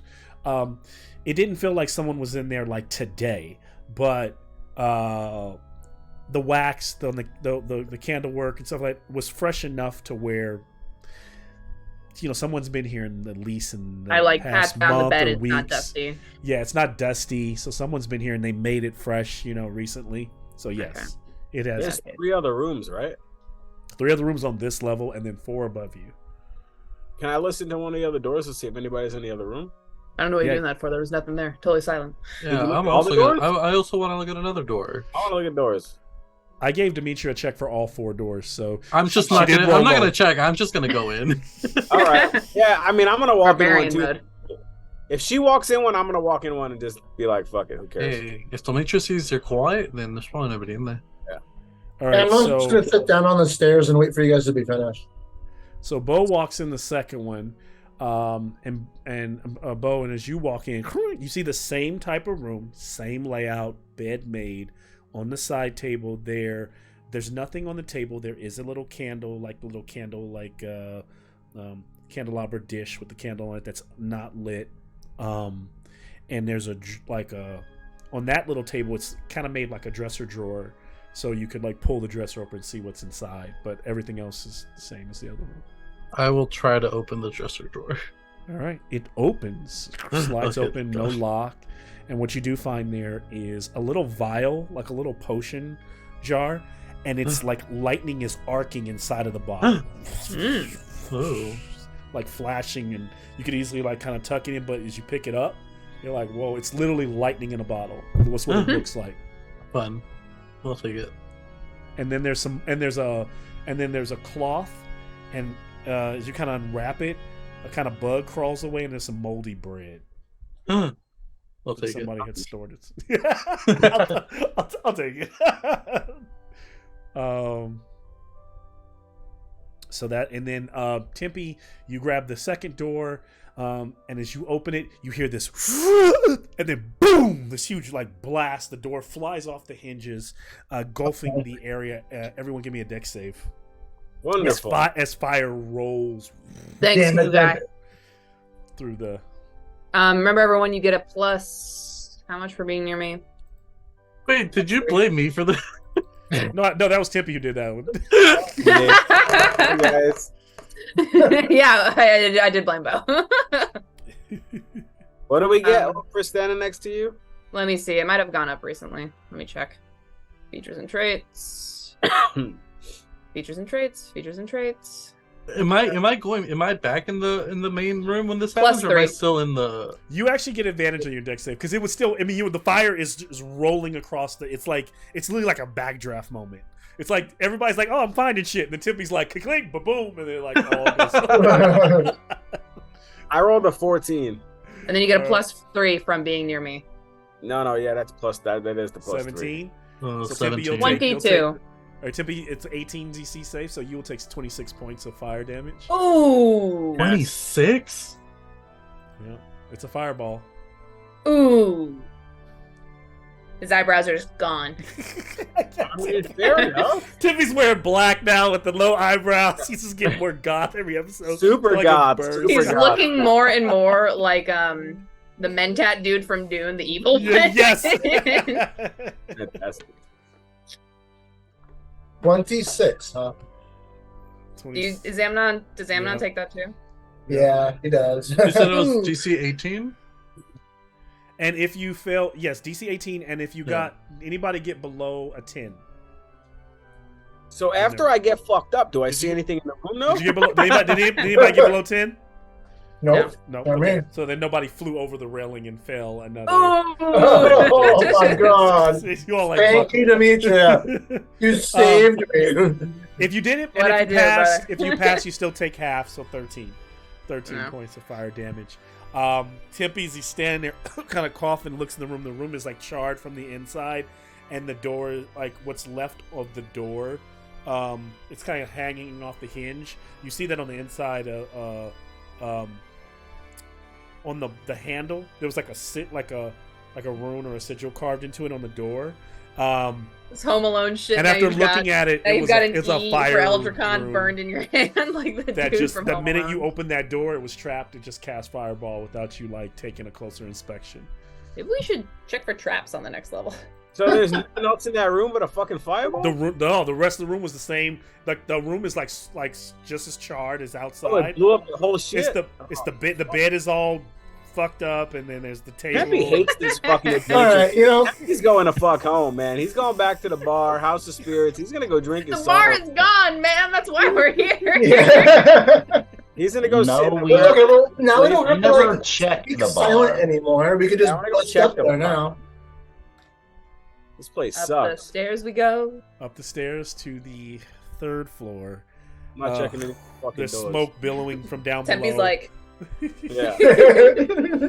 All the wall, and then as you're ascending the staircase, the walls are all like down below are all blackened from the fire, and you see, and all the you see them like repairing themselves, like the banister just kind of going back to normal, Yeah. even though the damage on you is not Terrible. resetting. lick the wall. Yeah. I should have licked the wall. Yeah. Yeah, you should have. Because I might have set it off as well. This now, when you get to the third floor, it's identical. There are 4 more rooms like this, but if you go up from here, you can see up to the next level. That room only has 2 doors on the 4th floor. So it appears that this level is another level of dormitory rooms where the apprentice were. This kind of makes you start to think, because remember, Bo, I was telling him about, he was, remembering that, that there are usually about 8 apprentices that could stay here at any given time. It would make sense that these 2 floors are the apprentice floors. And if you are going to explore them, you, like Cheryl said, maybe we should check for traps. Emron's gonna run kind of like back down, like halfway between floors, so only his head's poking up from the floor. Going, all right, go ahead and open up. And then upwards is just the 2. The next floor has 2 doors on either side that don't look quite like the dormitory floors. Look a little different in ornamentation and everything. It almost looks like a little foyer on either side to each of these rooms. But the center of the floor is always still open. And you're all starting to get the feeling, too, that these rooms, what doesn't make sense about the architecture is the way the inside's hollowed out. The rooms, if you were outside, shouldn't be there. Like, because you should be opening the door like a window to the outside. But Speaking each of one of those windows, yeah. can we look out those windows? Yes, looking out, you see the soldiers still marching around. Dragonels flying over the city, smoke billowing outside, and it's almost like soundproof. It's quiet out there. You don't. I'm gonna cast Detect Magic. Okay, you detect magic throughout the entire place. You detect all different schools. Are there any evocation magic on any of these doors? No, you do not. There's no invocation on this level on any of these doors. All right. Any abjuration? No abjuration. All right, Tempe, you're free to open these doors, I guess. What? Oh, that's all it took. Oh Now man. you tell me. Necromancy powered kill. It'd have to be set up through a He ward, passes. which would be abjuration. Tempe passes. Okay, so you go I'll open a door. I'll open a door. There's nothing for me in this place. I don't know. Maybe there's Magic-y shit. Burfoot's on the other side of them. Demetra Oh, man. goes up. Demetra goes Aramis- up to one of the doors. Demetra goes up to one of the doors as Tempe's like, "No, I don't want to." She's like, "No, Tempe, it's fine." See, and she grabs the doorknob, and then she goes, "Ah!" as if she's been burned. Like, and then she opens the doorknob and pushes the door open. Then it explodes. Tempe peeks in behind his shoulder. What did I get? What did I get? Yeah, So what as are we you getting? open What are we this finding? room, Demetria finds here is give me a second here. Another room that looks the same way, Point. and as a small, a dormitory, and what she finds is in the table in the drawer. There are 3 small scrolls. I take them out. I unroll them. You find an arcane hand scroll. Oh wait, let me write this down. Gaseous form scroll. Wait. Arcane what? Arcane hand? Arcane hand. And And a gaseous find- form. And a fine steed scroll. Ah, find Steed. Form. Find Steve. Find steed. Noted. Alright. What about me? What do I find? Oh, you open the door as well. Yeah. In your It explodes.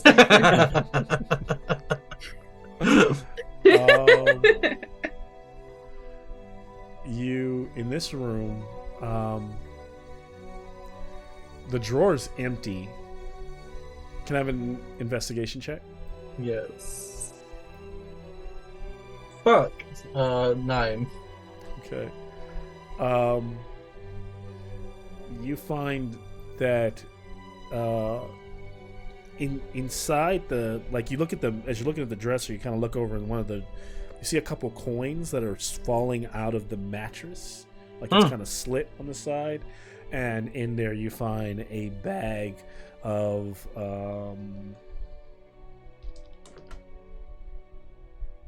71 gold.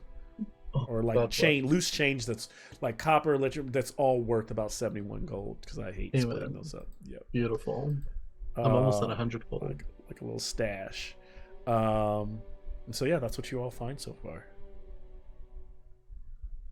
I come out jingling. And anytime there's a bookshelf, Markin is gonna throw the hand at it. It Just to see if bouncing any off. of them he has access to. Yep, keeps bouncing It's off. so charred. Wispy. On the, like, so do they continue up or Yeah. still? On the 4th level, the door to the right, that smell of tea is coming from there, and then to the left, and then the door to the right on the upside of the room is slightly cracked and like slightly ajar, and from in there you can see what appears to be a kitchen that's been kind of left, looks a messy looking kitchen, and yeah, so that's what you all see. Okay. Any magic aside from these doors? No. Okay.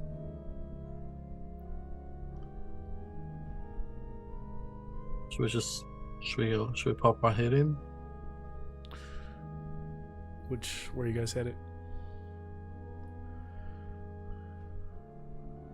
I mean, I don't really have any interest in like cooking I mean, anything Markin right now. can't So smell the tea, so he has no idea.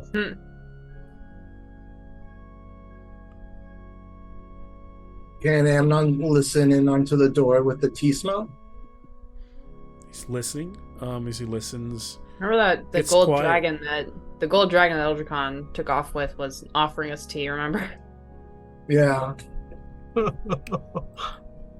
very very quiet. You're not hearing anything. No movement. Nothing. Yeah. You're starting to feel like you're walking through, through an empty, tower. It's almost like no one's home. And it's a little unnerving that for a place of so much powerful magic, you might even almost think like, why are we not being met by any resistance? Any resistance? I mean, we did have a door blow up in our face, but Yeah. I mean, some of us have met some resistance here. There's some resistance. Shout But out, no shout out. mages, no further. So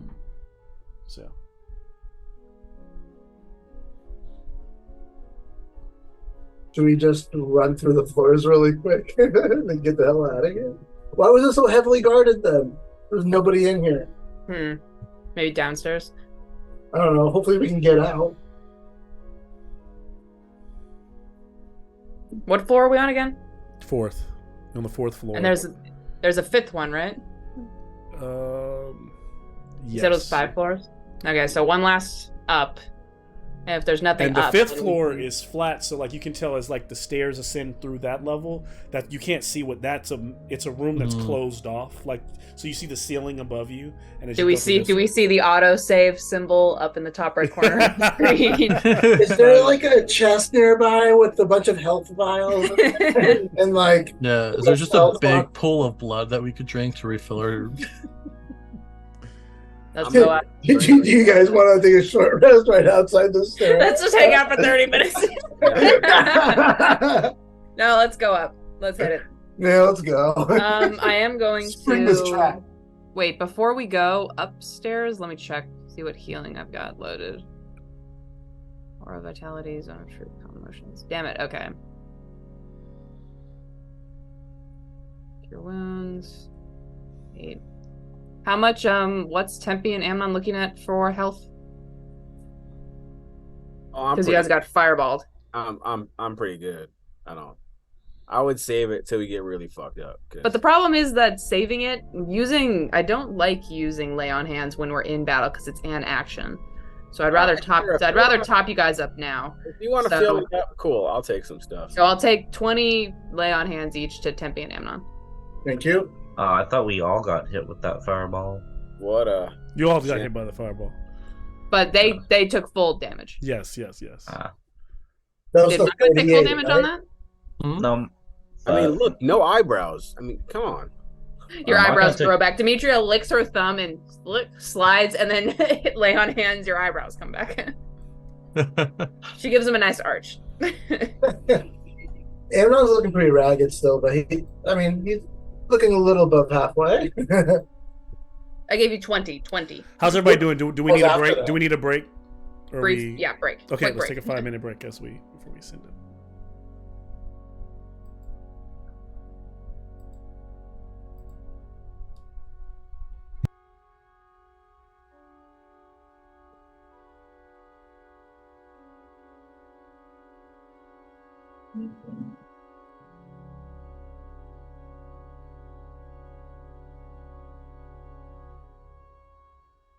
I don't know if it's better or worse that Ravi's not here.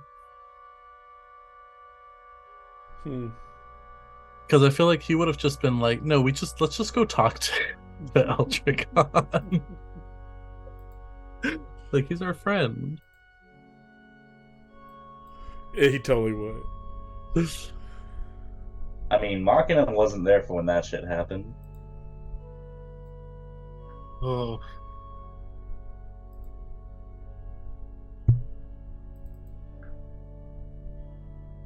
Who was there when Eldrekhan left? Which one of your characters was there? It was Rakalish.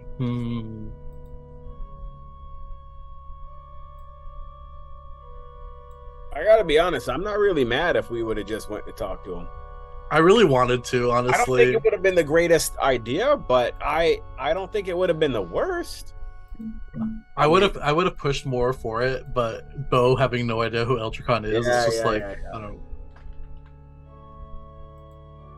I think it's gonna be interesting, whatever happens next, because I don't know. Y'all gotta tell them they're obviously dead. The summertime is the worst. Like shit flying, like flies and weird shit. Like I don't like that shit, man. Oh, that's why it's just stay indoors, and I don't. I know that's the problem is I got fucking the dog and the kids. They like to open the doors and shit. It's fucking terrible. Letting these fucking things in you.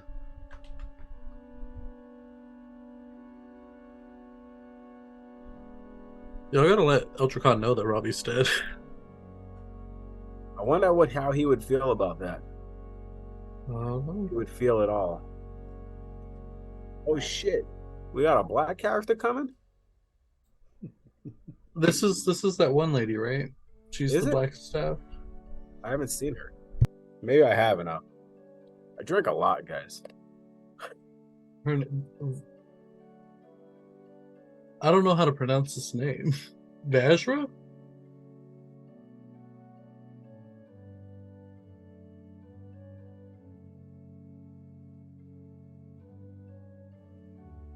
Yeah, Vajra Safar.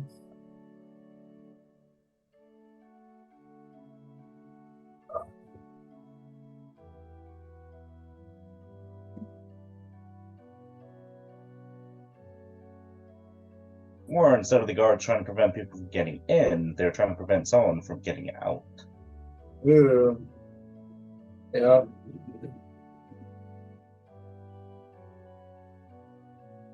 I think we're about to find out.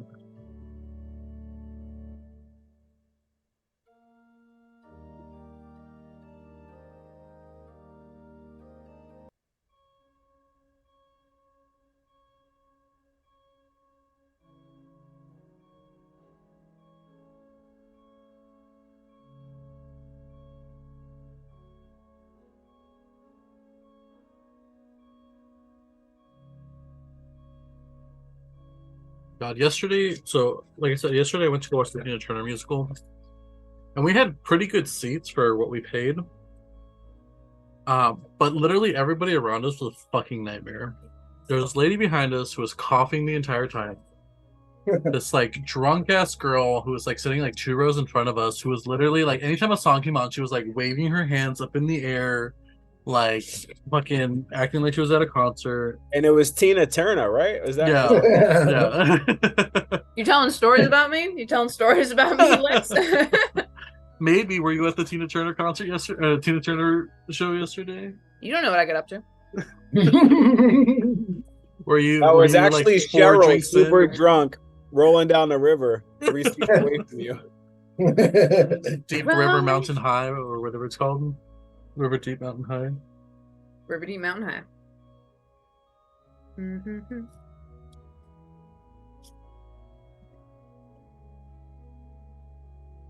I like the music tonight, guys, even though we're stuck in this church thing. I bet we can't get out either. That's going to be the thing. Watch. We get up there and it's Eldrekhan on like a massive organ. Spanish opera shit. Phantom of the Opera turns around. Yeah, Bird is sitting on the piano. I was thinking more Davy Jones. Oh, that's a good one, too.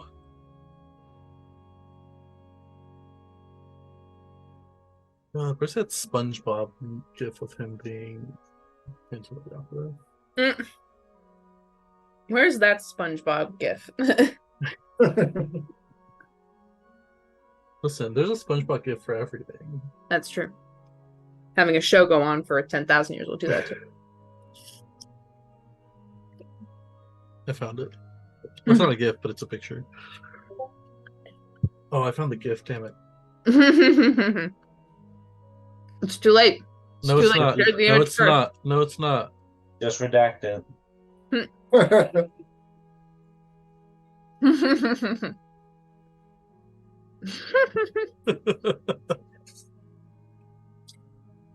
Man, that's an old episode too. An amazing episode. I don't remember what happens in it, but yes. You gotta save these for when you do the fucking. Yeah, where have you been? Like, you really been lacking. Listen, I have.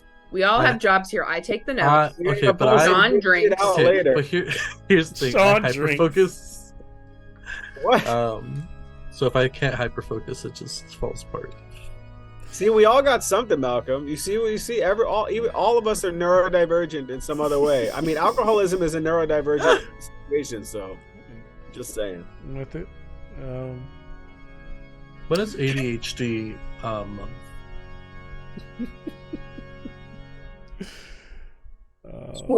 I've got that one thing that when you drink too much, that thing, whatever that thing is. When you drink too much, you become too fun.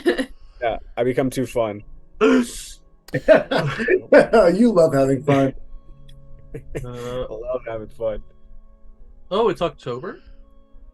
It's October. October is ADHD Awareness Month.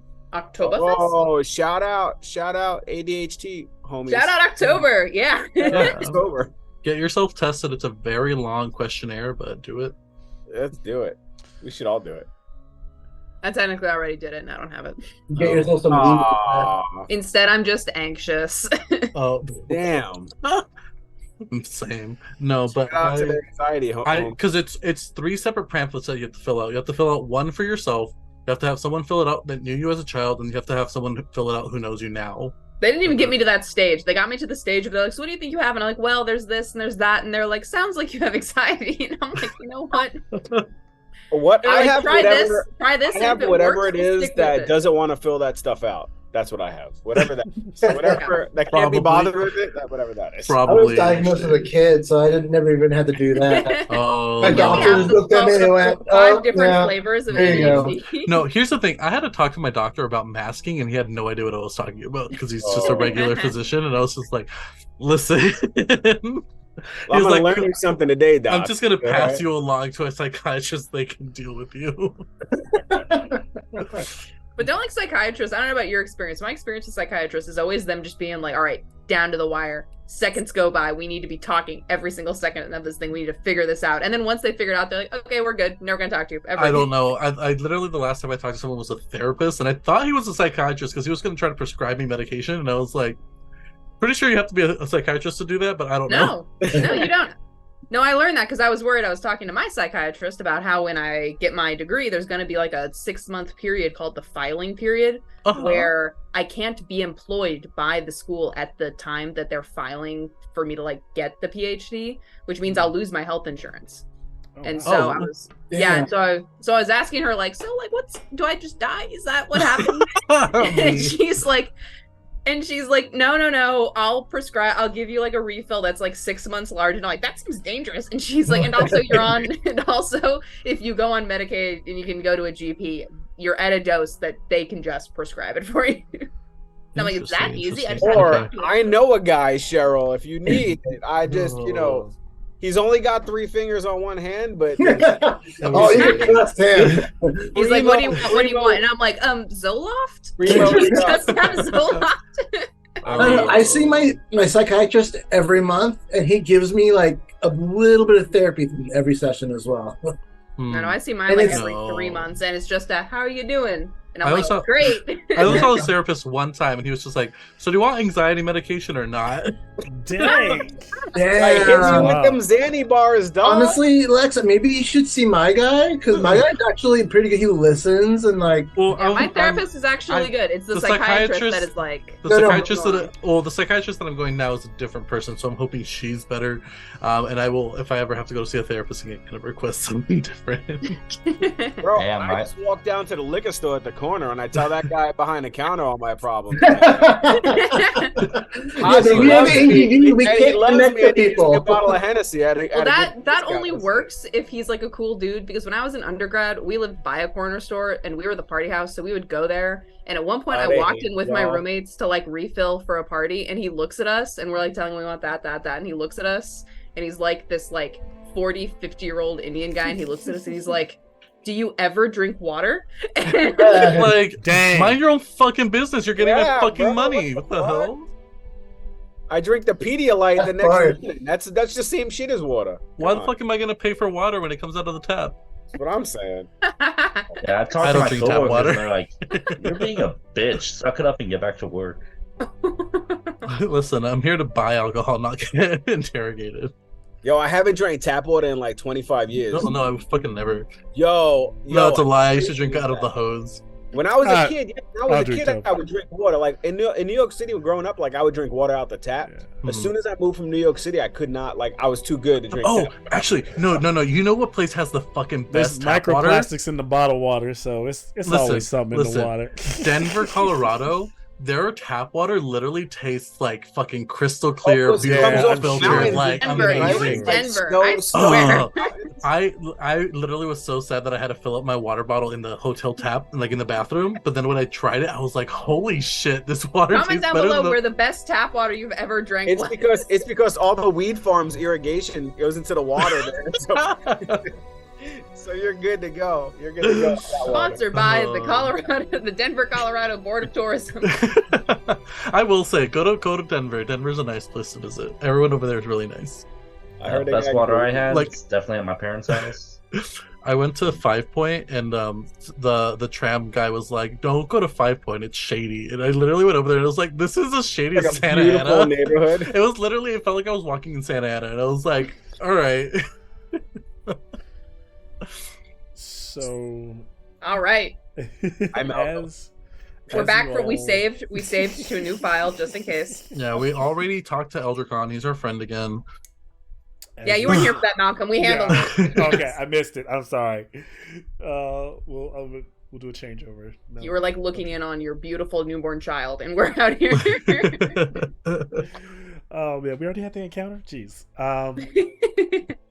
Well, what you see in this new room above is a sizable study, and just off of just a glance, it appears to be kind of the quarters of the current Blackstaff.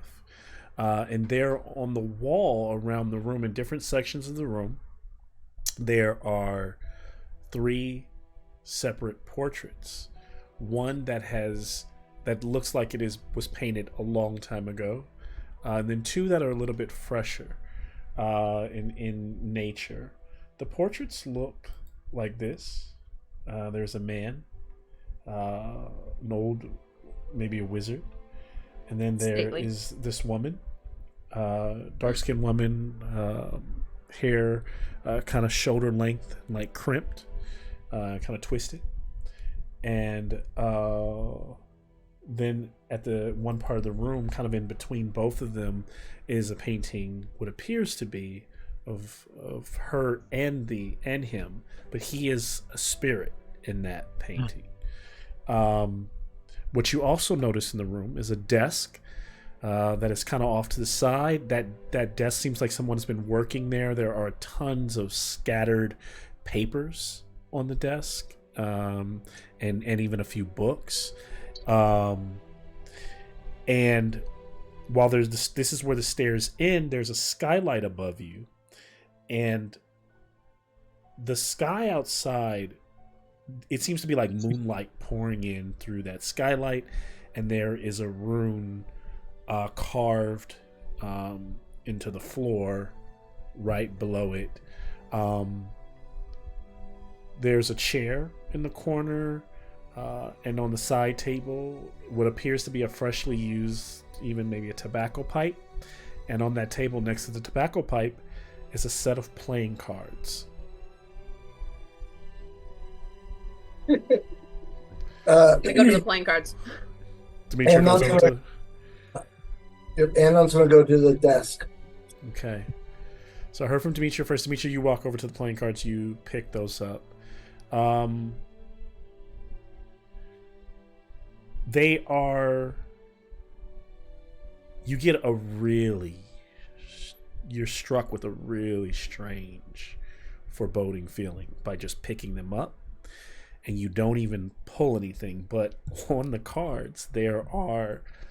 the back of the cards at the top of the deck are these strange, like, inscribed faces that are both human and skull. They're sized almost like they might be more like tarot cards, which tarot cards are playing cards, especially during that time. But you're you're getting a very kind of dark and like a strange feeling of magic from these cards, from the deck, just holding it. And I can tell you that. So yeah, I'll just say that. My heart's like beating. So they're in like, are they in a box or is it just like the stack of cards? They're in a like the box. The cards are in a shallow stack in a box. And I'll just say they. Give me a second here.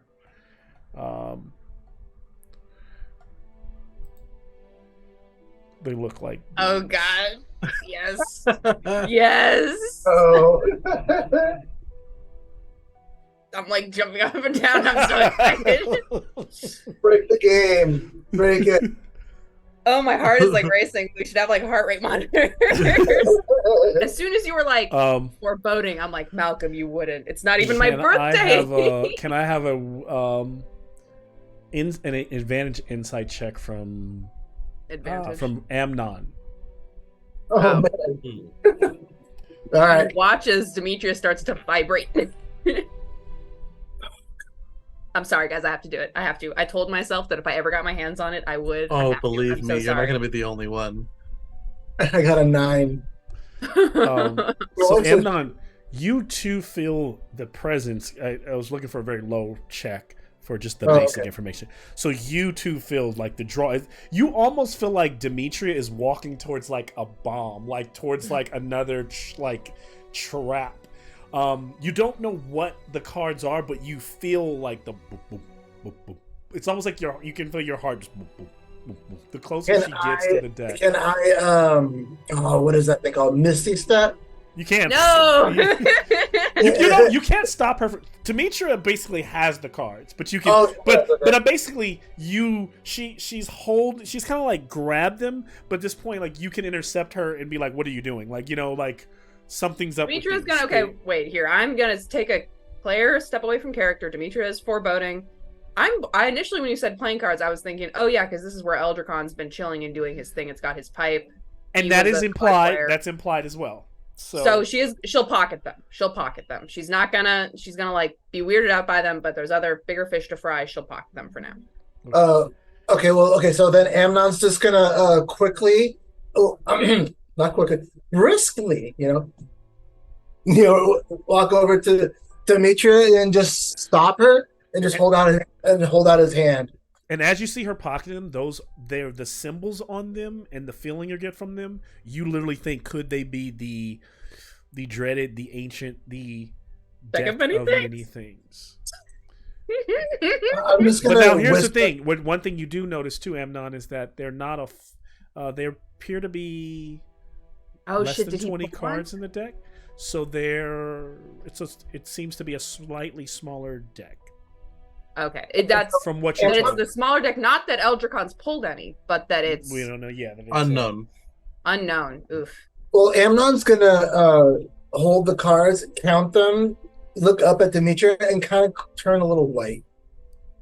Because to Amnon, since it's a low number, he's thinking that Eldrekhan has the other cards. And then I'll explain that too.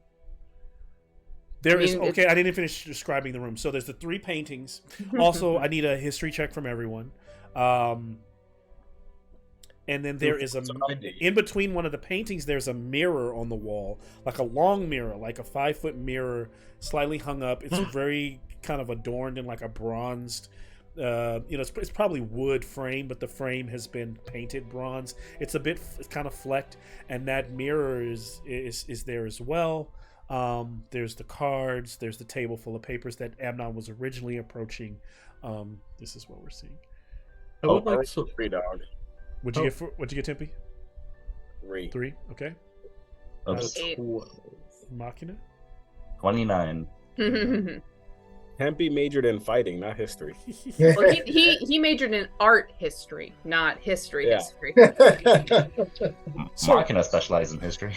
So I think in all the books that Machina has read, he immediately is able to. While some of you know the kind of brown-skinned woman, auburn-skinned woman to be Vajra, the Blackstaff, the new. Machina is immediately able to point out that the other fellow is Caliban. Caliban was the previous Blackstaff, who was a half elf, and these were originally his quarters. And Machina is able to tell that the entire kind of facade and overall like decorations of the tower have a feel of like mostly Kelvin, but this room has some of Vajra's stuff, so Vajra's things as well, as she's kind of taken over. But he also gets the feeling that someone else has been in this room recently, and the papers and the pipe and the things, those don't seem to belong to Vajra. Kelvin died some time ago. Kelvin had died in a freeing the people in the Moor Islands from a threat of mind flayers, and he needed to use great magic to solidify or permanently create a ward of type there on that island, and he sacrificed himself to do so. So that's just some of the information that Machina gets. So kind of knowing who the pictures are presented. This also lets everybody else know that Vajra was the current second in command. She was Lady Loral's, like she was the Blackstaff for the city. She's clearly not here, and so there's another question of like, where is she? And you know, and of course you need to find the Blackstaff, but is there a way to save her in the process? That we don't know. So that's some of the stuff that Machina is able to pick up and everyone else is able to kind of like use. And then Machina will also look around the room and see if there's any books he can grab and start reading. Machina with that also finds that one of the books is a book on scrying, and in the book he finds notes from Caliban on the scrying chamber, and the word Valarn to be used to ascend to the scrying room. It's the same symbol that's on the floor that leads to the skylight above. So there is a scrying room, so that is a scrying portal above you all, and now Machina has the word for that. What else are you all doing in this room? I mean, if these are the only things, I was gonna say I'm looking for like signs of Eldrekhan around. Yeah. Can I have an investigation check from Demetria? Ooh, okay, it's not bad. 17. Okay. Demetria starts to look at the scattered papers, and what she finds is maps of the Sword Coast. She finds scrawlings, lots of notes from some seem to be like very short notes on observations on the city watch. And what she begins to put together is that whoever's this information is, she starts to notice that there are maps of Xanathar's lair, that this person has been intricately invested in watching a group of people that turn out to be you all. And there are sketches in a book of all of your faces, and clearly this is Eldrekhan has been here, and this is him reporting after the fact, right? This isn't him like he wasn't like a plant this entire time. No, he's not a plant. Like, this seems to be since his changeover. Okay. What he's been doing, and a lot of it seems to be monitoring you. I'm gonna collect all those. Also in these sketches? Is who? Is Bo in these sketches? Bo is not present in the sketches, but Ravi is at the moment. Especially if there's a sketch of Ravi. No, if there's a sketch of Ravi in that little book, I'm tearing that page out and I'm giving it to Tempe. as you walk up So to sweet. watching Is- Demetrius skin. Abby folds it and sticks it in like his chest area. Yeah, I want to collect all of What were you Eldrekhan's gonna say, notes. Machina? I was gonna say, is Kenneth part of those sketches? Because I know, He is. okay, because that was someone he did not meet. But Kenneth is still part of the sketches because he still traveled with the group during that time. And no, because like it's not because they were. These aren't. This has nothing. It seems like it has nothing to do with like. These seems to be like after. This is post. Like I said, this is post the group being away from Eldrekhan. So it's not like Eldrekhan had this information before. This is after he left. This is after he took on the dragon. This is in his time as the Blackstaff. What does stand out is there seems to be a letter as Machina is standing next to Demetria. And this letter is on the table and it says, I am, just in so many, I'm kind of like reducing the words to the general nature of what it says is, I am presenting you this gift for your collection. It is not a suit, but a machination similar to the Nimblewrights I've seen walking around Waterdeep. Unlike them, it is almost entirely metal, and its mental faculties are highly capable. And Machina realizes that this is about him. It's him. And it says, I was able to probe its mind and find its earliest beginnings. I have sent help to go to the place and uncover its master's workshop. I will bring you what I find.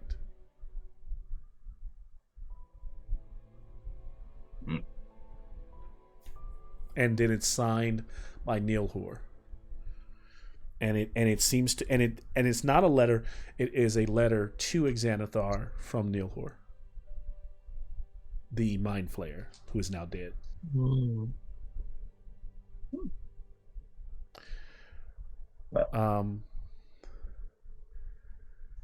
And then who else? I have been. Oh no, go ahead. I have been long overdue for repairs and maintenance. However, I have not been able to find my workshop. This can lead me there. And then Machina will fold up the letter and put it inside his helmet. He doesn't feed it into the book downloading. I memorized it, but he's still taking it. Mm. There could be other clues on the paper, like holding it to the light just right, maybe in moonlight, maybe put lemon juice on it. I mean, he takes physical books as well. Mm. Like, yes, he can memorize an entire book, but still having the book there is useful.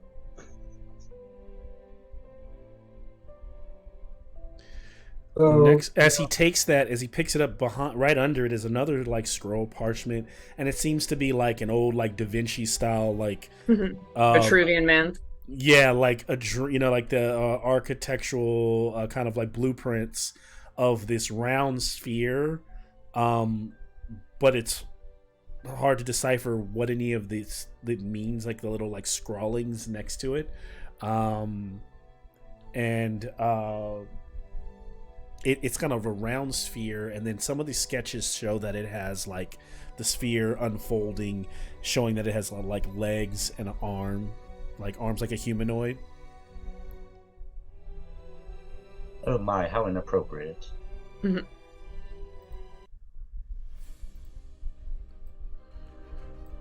Suddenly, in the corner, there's a like a little shuffle. You all look over and there's like a bunch of like boxes and stacks and like something moves. Then there's a huge cover on the cover, something rolls, this huge ball kind of rolls forward in the room. Droidicott. And it seems to be growing. It seems to be like enlarging. It seems to be like it was the size of like a basketball, but it's growing bigger, and it's like literally Transformer style. Like, not that we were talking about it earlier. It is like it that is was like foreshadowing. changing itself into this arcane creature, lifting itself off the ground and transforming. And as it stands, it's this huge like golem. Machina knows from looking at the sheet that this is one of its master's creations. Standing Machina before Senior. them. And then it swings to grab Machina. Let's take a 2-minute break as we set up and roll initiative. This Initiative. big brother, Damn it. no. It's me. I know you're in there somewhere. And Dimitri, you can use your cards anytime you like. Or not. I'm gonna try and play it character-wise, right? Demetria wouldn't go because Demetria doesn't know what they are. She knows they're kind of dangerous. She's not going to. But I want to pull a card so badly. I want to pull 3. I'm gonna pull 3 cards. No, some of Oh, us, good some of us still lord. have those fucking black globes from. yeah. I have 2. I mean, we're not gonna use that on a golem, but Who knows? same reason, man. Scared of just fucking. So many years I've been playing D&D. I've wanted the deck of many things. We're gonna be real fucked up now. You're just gonna drop that Don't shit. get trapped in a gem. This Try. golem is Machina's brother, Brokina, and he sounds just like Hulk Hogan. 89. 999. I'm so Can't, excited about the cards can't, I astral project into the next 5 minutes. Get a plus 70 to your roll. I time travel back 5 seconds. Stack overflow. Dirty 20 again.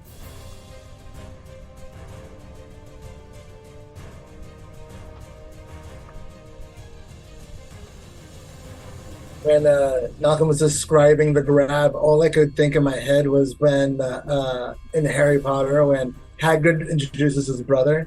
I know I'm the only fan, but still, that's what I saw. When you described it rolling like a ball, I just thought about the droidicas from Star Wars. Oh, I immediately thought of Bakugan. Yeah, at first, totally Droidica, 100%. But then once it was like a humanoid grabbing, I was like, oh. I was thinking more Cannonball from Ben 10. Just ball. Oh yeah, no, that's a good one too. Can't wait to see this mini. See what Machina's big brother, Bakina, his secret brother, Bakuna. Broken. Bakina.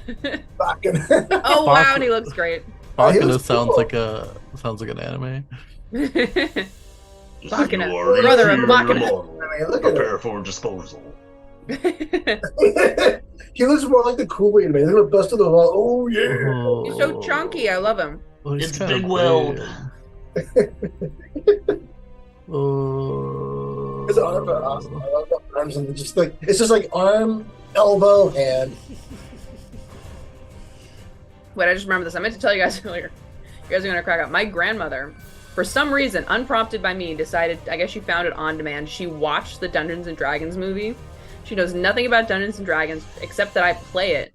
And she called me as soon as she was done watching it, and she was so tickled. She was so charmed. She was so happy, and specifically, she was like, "You need to buy me one of those fat dragons right now." Everybody in the fat dragon. Actually, Jameson, did you ever get your plushie? Jameson? Oh, he's- maybe not there.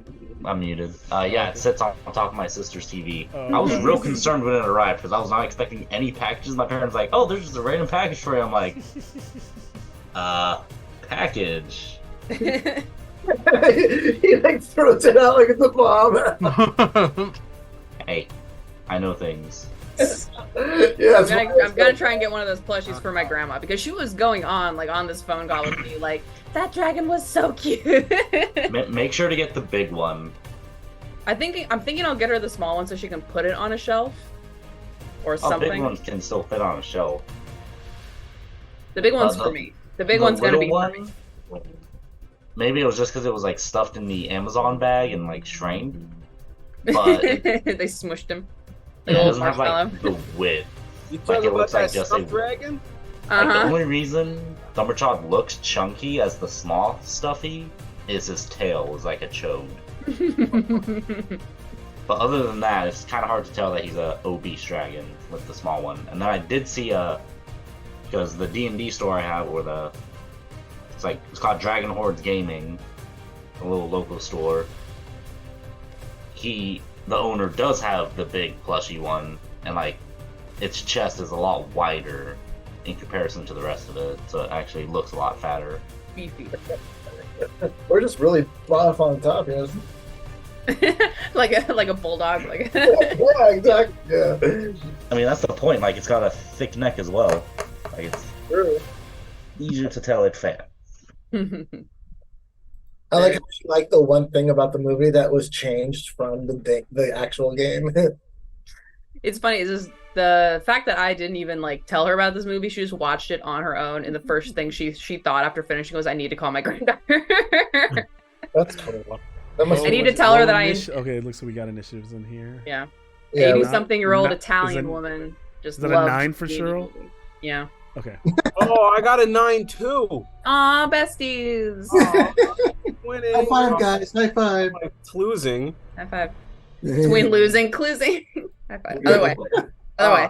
Damn it. You're slapping Jamison. Yeah, that way. Yay. And then we. I was in gallery mode. I was in gallery. Oh, no. Are you guys In gonna- gallery mode, looking at yourself. Yeah, I'm because you're next to me, so I'm like, yeah. See, that works better that way. There we go. Oh, Okay, now fusion. Well, what'd you get? Fusion. 14. Okay, 14. It has to be identical. It won't work. it's All hot right. balls right As now. long as you don't Fuck. say it, I don't notice how hot it is, Sean. Dude, I'm dying. I got this little fucking pink table fan sitting here, dude. It's not doing shit. Machina is up. Oh, I thought Amnon got a 21. Oh, I thought you had a 29. Am I crazy? No, just- oh, you got a 20. Just 20. 20. That was the history one back in the day. Got it. Okay, so Amnon is first, then Machina. Oh my god. Amnon's just gonna be like, "Good luck, guys," and run away. I can do that, right? Okay, Amnon. Good. No, I was just joking. I was just joking. I was a bad joke. Okay. Bonus action. Hex All right. will be a relenting hex, so it's gonna give him. Oh, damn it. Either way, Eldritch Blast as well.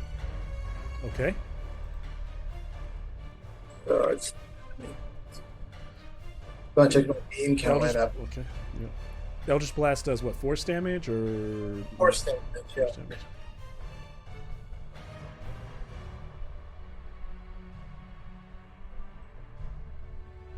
Okay, my lowest is 12. All right, that will miss.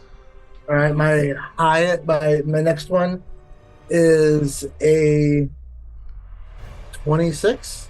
That will hit. So then two of them hit.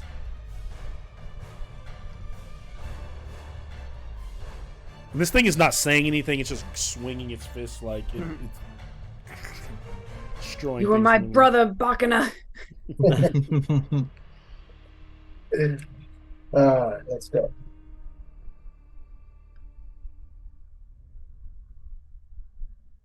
Damage. I'm counting Oh, right so now. calculating. Yep. Wow, Malcolm. Faster, my bad. Amnon, faster. I'm kidding, Malcolm. I'm kidding. This mini, where'd you get this mini from? Malcolm's It's like, you a motherfuckers- WizKids mini. It's a D&D mini. Cute. I like it a lot. Like, Yeah. he's like, you motherfuckers took 2.5 hours to get in here. Hurry the fuck up. Should have been doing this an hour and a half ago.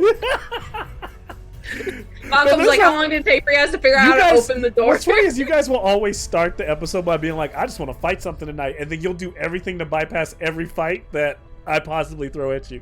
I think you overestimated Listen. how smart we are. I tried to You're fight right. things. I don't mind. I actually I actually, in the long run, it benefits you because you would have some of the stuff that I would have thrown at you tonight would have been pretty tough. So, Malcolm looking at his war I just gotta chest. keep, I gotta just keep it in. I don't want to share it, but yeah. I also love this mini. Very good. It's good. Mini. Thank you. You got something, Amnon? What you got? Yeah, I got 27. All right, 27. Boom. So the necrotic, I mean the force damage, boom, boom, from the Eldritch Blast slams into this thing. It kind of reels back for a second, taking the damage. Continues to lumber forward. Oh, and then I'll move to any type of cover that I can see. Yeah, there's like a broken table, and like there's like some, some like bookshelves and stuff. I can say you maybe move over here and get some cover next to the mirror that's hanging on the wall. Okay. All right, sounds like a plan. As that happens, we move to Machina. Bonus action, Blade Dance. And then main action, take the dodge action, then walk up directly in front of it and be like, I am Designation Machina. Are you incapable of speech or incapable of intelligence? Burn. And that is all. And as Machina is like kind of looking up at it, everyone else can tell that the creature's like rearing its fist back, not listening at all. Bo is up next. I'm gonna go into a rage, and then I'm gonna reckless attack and do Great Weapon Mastery. Nice.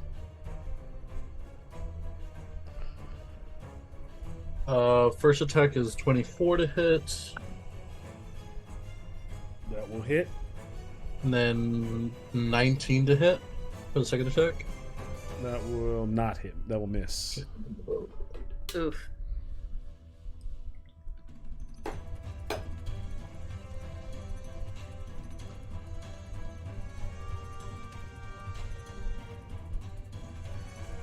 For 26 damage. Is that a... Oh, wait, sorry, not slash? 26. 29 slashing damage. Slashing damage? Yes, it is magical if that means... Well, it's... Okay, hold on. 4 of it was force damage. Okay. 4 of it was force of 29. So Yes. then it's 25. Okay.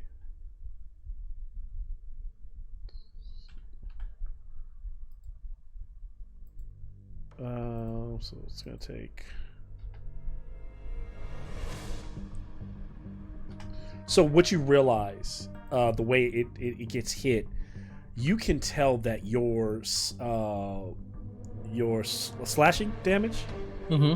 You can tell that its hide, that metal, is extremely resistant, leaving only scrape marks, halving the amount of the damage. But the force damage stuck true. Yeah.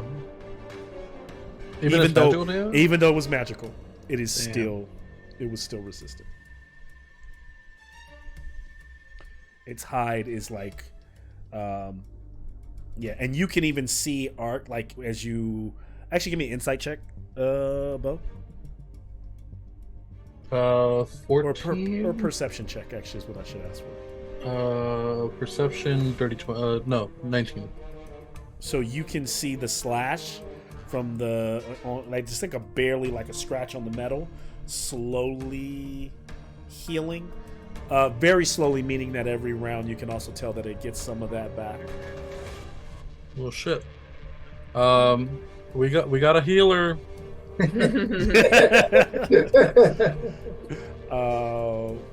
As we move from Bo to it, the creature itself. So on its turn, you actually see it kind of healing just a little bit, and then like that one scratch, kind of like almost heals up. All the damage you did to it almost heals up, but you can still see where you've left a mark. Then it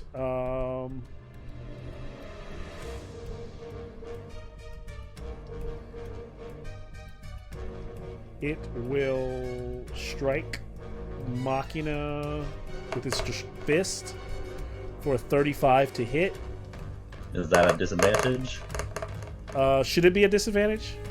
Yes, because I took the dodge action. Okay, I'll roll it again. You got it. For 36. So I think it's doing... Got a plus 34 to hit. Oh god. So many dice. Doing 28 points of force damage to Machina. I'm going to use my reaction to do Rebuke the Violent, so it needs to make a Wisdom saving throw. Okay. Or at least I think. Wait, let me check see whether it's Wisdom. I think it is Wisdom. Give me a second. Rebuke the Violent. Yeah, Wisdom saving throw DC 16.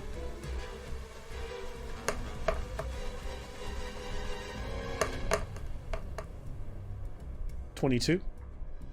Okay, it passes. That means it takes 14 points of radiant damage. Or no, half of 28. Is that 14? No, 14. Yes. 14. 28 points of radiant damage. The radiant damage, like light. Where does it come from? Out of the sky? Out of your hands? Where does it comes from? Demetria throws her hand out, and it's kind of like shimmering in front of Machina, a kind of symbol, like shimmering and transparent in the air, like her shield appears and reflects some of the damage back at it. The light hits it, and just seems to just roll right over it, like just oh no, doing absolutely nothing to it. Well, it shrugs off her radiant damage. Well, it's been fun knowing y'all.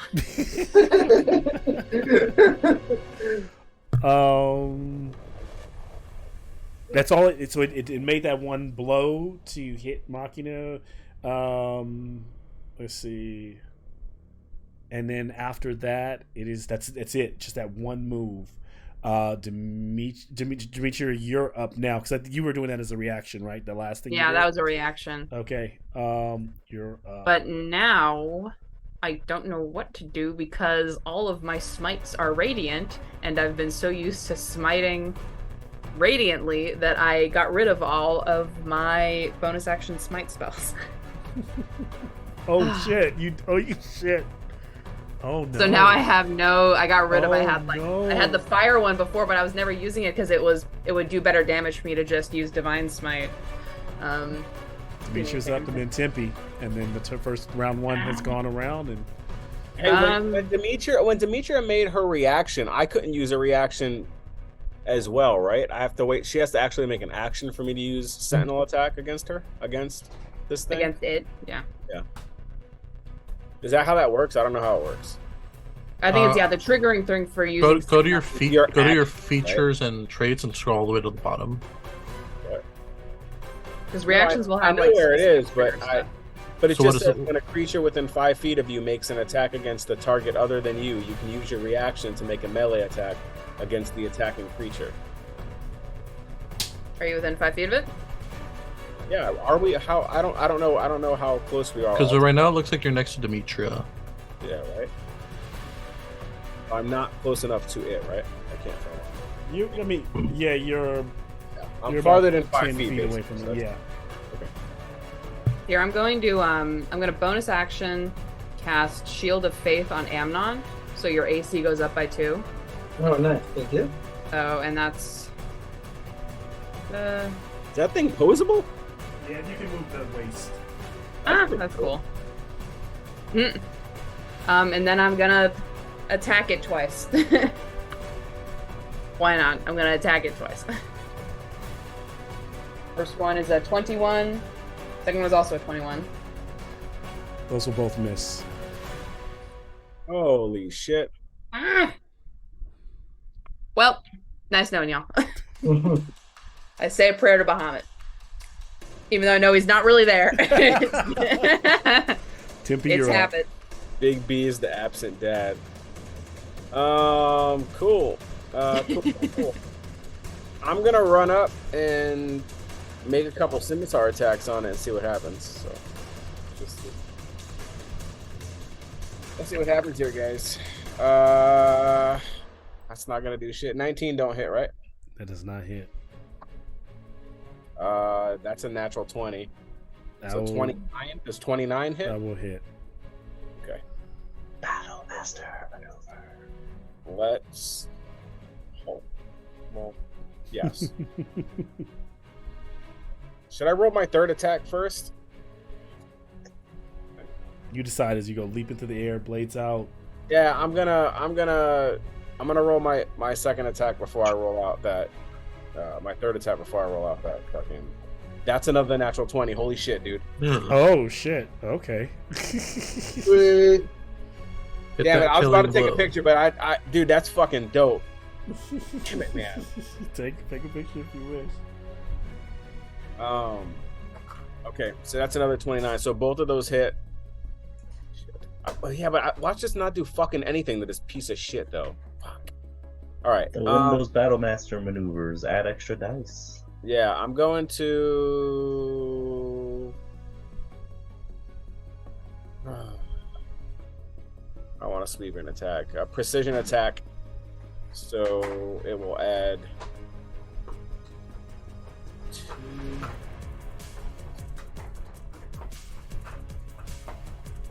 2d10 to my damage. So let's roll. You got 2 crits now, so you got 2. You got double all that damage. You can plus 2d10, yeah. So double damage plus the d10 plus the 2d10. Okay, So, and this is all. I mean, This is I don't all. know, This it is might be a all. This is waste. all regular slashing damage, right? Yeah, Okay. it's all right. Okay. I mean, it's a magic weapon, but it's slashing. So It's slashing, so it's resistant.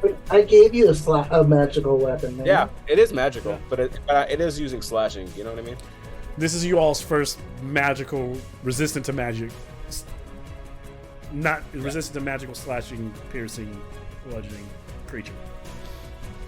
Oh no.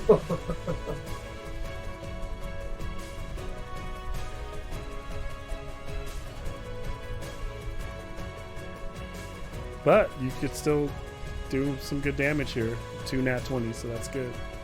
Take advantage of everything you got. Yeah, I'm not just rolling up the sleeves. I just gotta do this myself.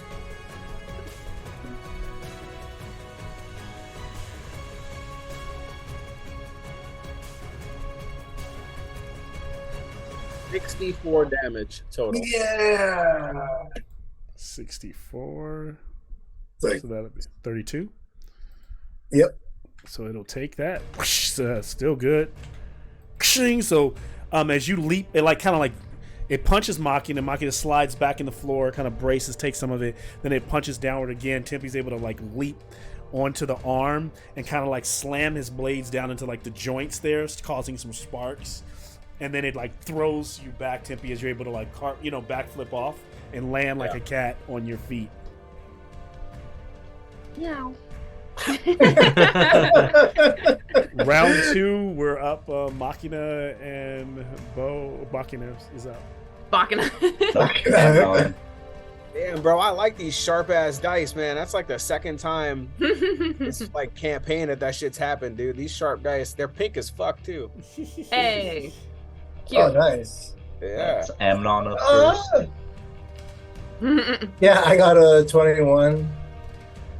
21. Welcome. Just miss. Wait. Oh, No, we're wait, talking about wait, initiative. Wait. Oh, initiative. Yeah, sorry. Go ahead. Yeah, you're 21. So you're up first. Okay. All right. So Amon's going to do his bonus action first, which is you're going to see the Eldrekhan cannon now Yep. come up onto my shoulder, and instead of firing anything, it's just you're gonna see a little cylinder just rise and then punch down, and the Amon's going to gain 7 temporary hit points. Oh, nice. Okay. And then he's just go oh, that's better. And then he's gonna fire his Eldritch cannons again. Nice. Okay.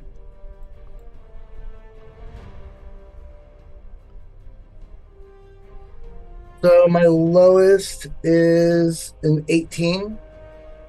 All right. Does that hit? That will miss. All right. What about oh wait, no. Okay, that one will miss. So then my next one up from that is a 23. That will hit. All right. So y'all now, after the hits, its AC is 22. Oh, no. Oof.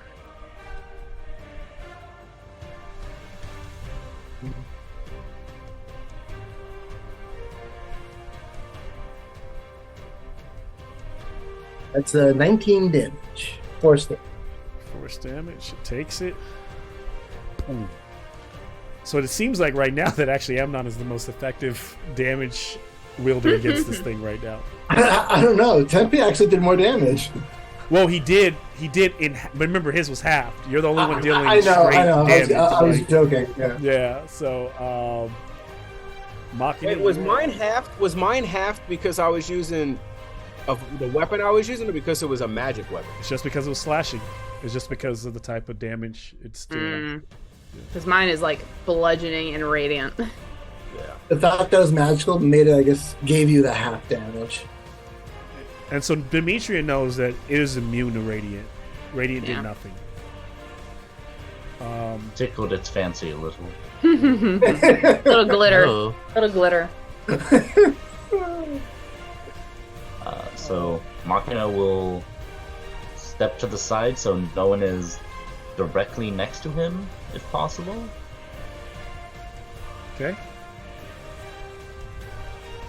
And then I will cast Sword Burst. That's a dex save. Okay. I've got to beat an 18. A dex save. And this is not a spell, right? It's one of your abilities. Cantrip. Yep. Cantrip. Okay. So then it will get a 18. Nope. Makes a beat since that doesn't know anything. Right, okay. So it kind of shrugs off whatever Machina is kind of throwing at it here, realizing in this moment Machina is fighting like one of the creations of his master, whoever created him. Yep. I will attempt to punch it, even though it's just regular bludgeoning. Yep. And that'll be a dirty 20, so that'll miss. Okay. Then I will spend a key point to take the dodge action as a bonus action. Okay. Bo? I'm just gonna do my 3 attacks. All reckless, all great weapon minister. Okay.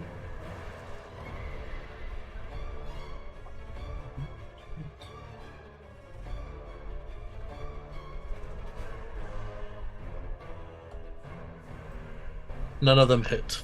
Oh my gosh. Oh no! So just scraping that glaive, just scraping across hard metal. Or scratching his pain. flying off of it.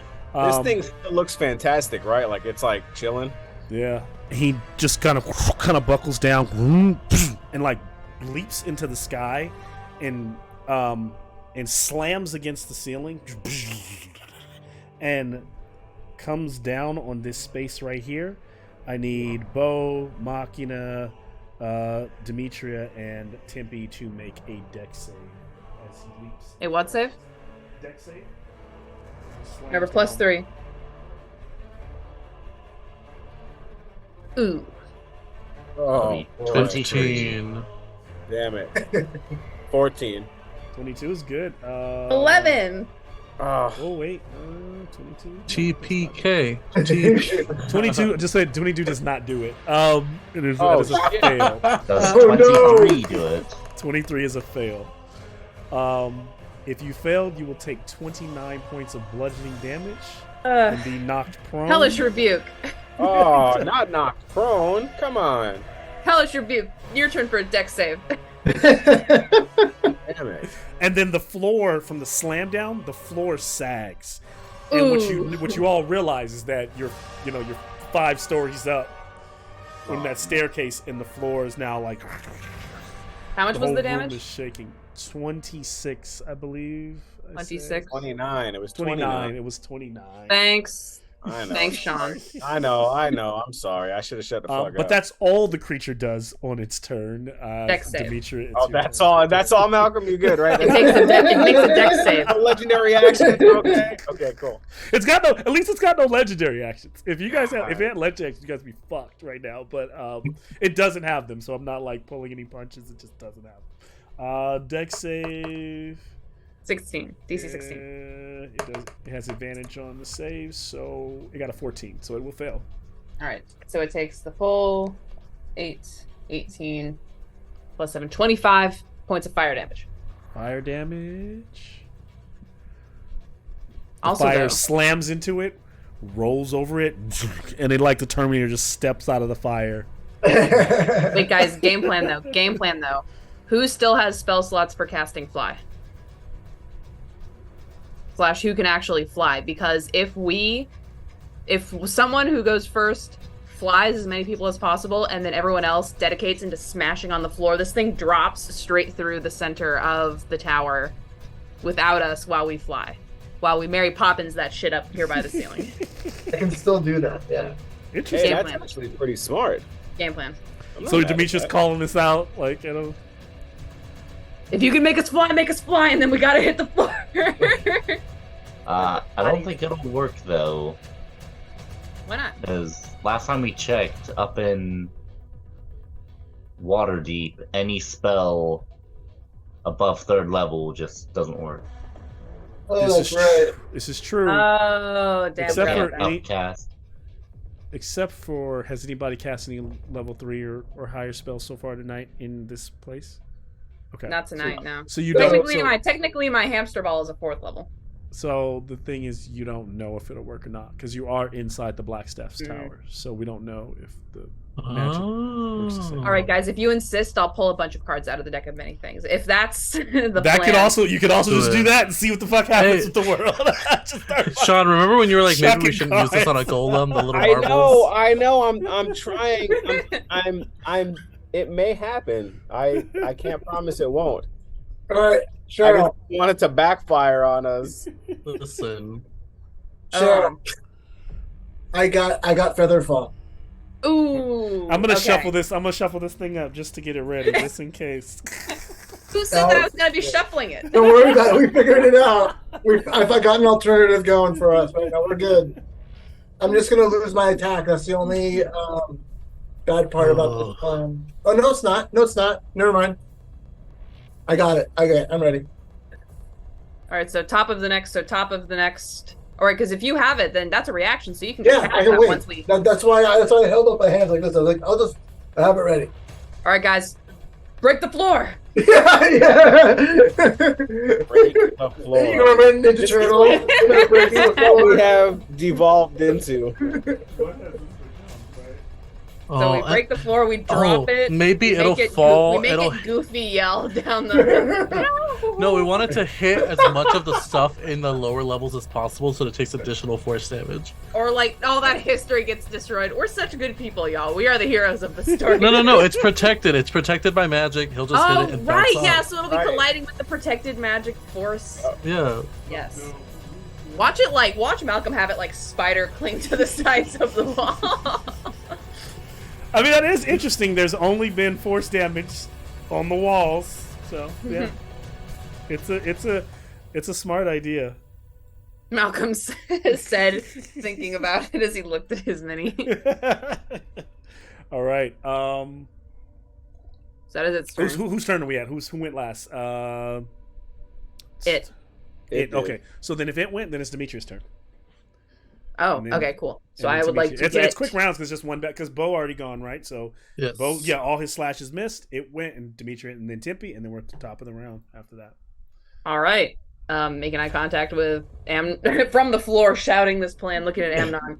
Demetria flips over, so she's like on her hands and knees, and she picks up the Mace of Disruption, and I am going to slam it as hard as I can, trying to aim for like near the thing's foot, like where it's already sunk into the wood. Like I'm not attacking it, but I'm attacking the floor. Yeah, as hard as I can. I'll still take it as like attack against it. Like okay, like I'm trying to like break its foot. I know what you're trying to do. Yeah. Okay, so first attack, 26. That's gonna hit. Second attack is not going to hit. So the first attack hits. It was a 1. +9, so a 10. So damage. You want me to count? Because I know radiant damage isn't going to hurt it, but I do want to try and break the floor. So do you want me to count the physical damage from the mace? I need the physical damage from your mace. That's separate from your radiant damage. Yes. Okay, so physical damage for the mace. Ooh, got a 6 + 4, so 10 points of bludgeoning damage for the mace. Okay. And with the Crusher feat, I can it has to be like my size or smaller to push it with the crusher feat, but I think. Let me check that real quick. Crusher feat. It just says is not more than one size larger than me, so it probably doesn't. So this mini counts based on. This is what's weird about WizKids because the way they make miniatures that don't make like based on its size, it's only huge. So it can only be large then, right? For it to work. Yeah. So that would not work. Crusher so it is feat huge. doesn't work. Yep. But I am going to drop a smite just for floor breaking purposes. So I have my improved smite, and then I'm going to do a second level divine smite. So you're smiting the floor. Okay. I got that. Hello? Yes, and that's okay. So then here's what I'll say then what you're trying to do really is, because I did some damage to the floor, you're literally targeting the floor. That means all the damage is just going to the floor. That 10, even that last 10. Okay, yeah. I'm trying to break the floor. I'm trying to drop it through the floor. Okay. Helping the floor go. So let me recount. So that's radiant. Actually, so in that way, just give me all the damage total because it doesn't matter. It's a floor, and then tell me what it is. Okay, I'm trying to count up how many d8s I need here. +2, 1 for the 1. Okay, the floor isn't an undead or a fiend. It's not. I know. So that's 10 plus 18, 20, 26, 30 points of damage altogether against the floor. So one of its feet got a buckle the floor, buckles, and the foot goes through the floor, and it's kind of like stuck there, trying to move and pull that leg up. The joint, the little rotators are like spinning. That would be as it's bracing itself with one of the arms on the walls. As it rakes its hand across, you watch one of the portrait of Keldon falls over and collapses on the ground. Always destroying art. And then because I didn't roll for concentration, but I would have dropped it because of how much damage I took hitting the ground prone. But I am going to bonus action recast Shield of Faith on Amnon. So +2 AC again, as you were. It technically dropped when we hit the floor, but okay, cool, thanks. Nothing has changed. All right, I just felt a flicker, and I was like, "What the hell is that?" Come on, new guy. I know you can do this. Tempe's up. I don't know if I could hit I guess I could hit the floor too, right? I mean, if you wanted to, just because you're the one who's actually doing damage against it when you attack it. So if you want to attack it, yeah, I'm gonna attack it. So can I? But standing up's not my action, right? No, it's like half your movement. Half your movement. Oh, it's movement. It's movement. Yeah. I'm gonna try to hit this thing. You got it, man. Odds are you can get another 20. No. What are the odds? 19. Pretty good. That's still great. 21. It's gonna just miss. Hey, motherfucker. Yeah. Actually, you just hit a 21.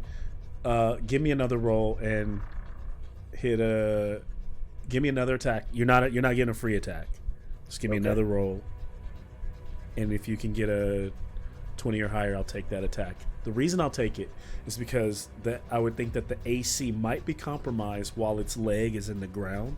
So I'm completely not playing by the rules. So because they're making you make another roll, and I needed 20 or. So I already rolled it, and it was another 21. So then I'll take that. I'll take that 21 attack. Also, right, your so armor I'll say class while the leg. also... So go ahead. So now while the leg is in the ground, the AC is dropped by 1. Yeah, because the armor class is decided by your dexterity bonus as well. Dexterity, yeah. So since it can't and move its right ability now, to be dexterous has been lessened. Yeah. So I'm gonna even roll... though this creature's armor is basically based on its strength, and not its dexterity, which is why it wouldn't It's drop. based on its armor. Armor, yes. It's Am armor, I rolling damage on the is- first one or both of them? Just the first one. Basically, that second one was just to see if you could get me over to give Got it it. to you. Got it. Yeah. Yeah, sure. That's fair enough.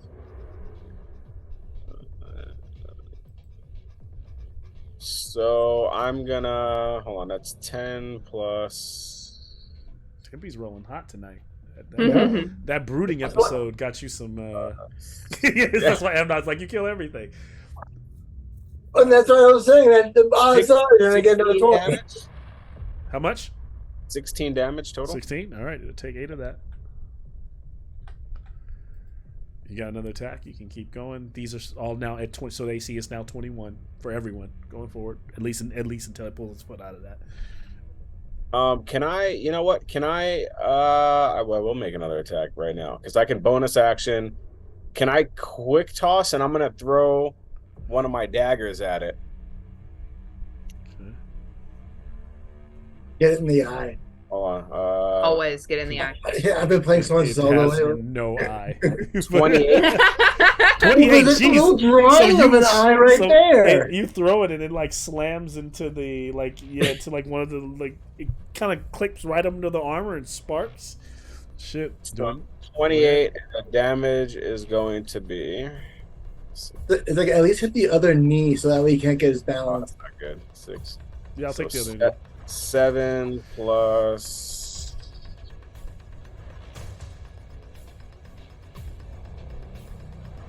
Well, another 12 damage. 6. It's just I'm starting. running out of here. He it's- already died here. It's starting to look a little shaky, even though it's taking these very little pokes at its armor. So you guys have it off balance, kind of reeling. After Tempe, back up at the top for Amnon. Okay, Amnon's gonna run behind it, directly behind it, Yep. and then just concentrate on some good rolls here and fire again. All right. All right.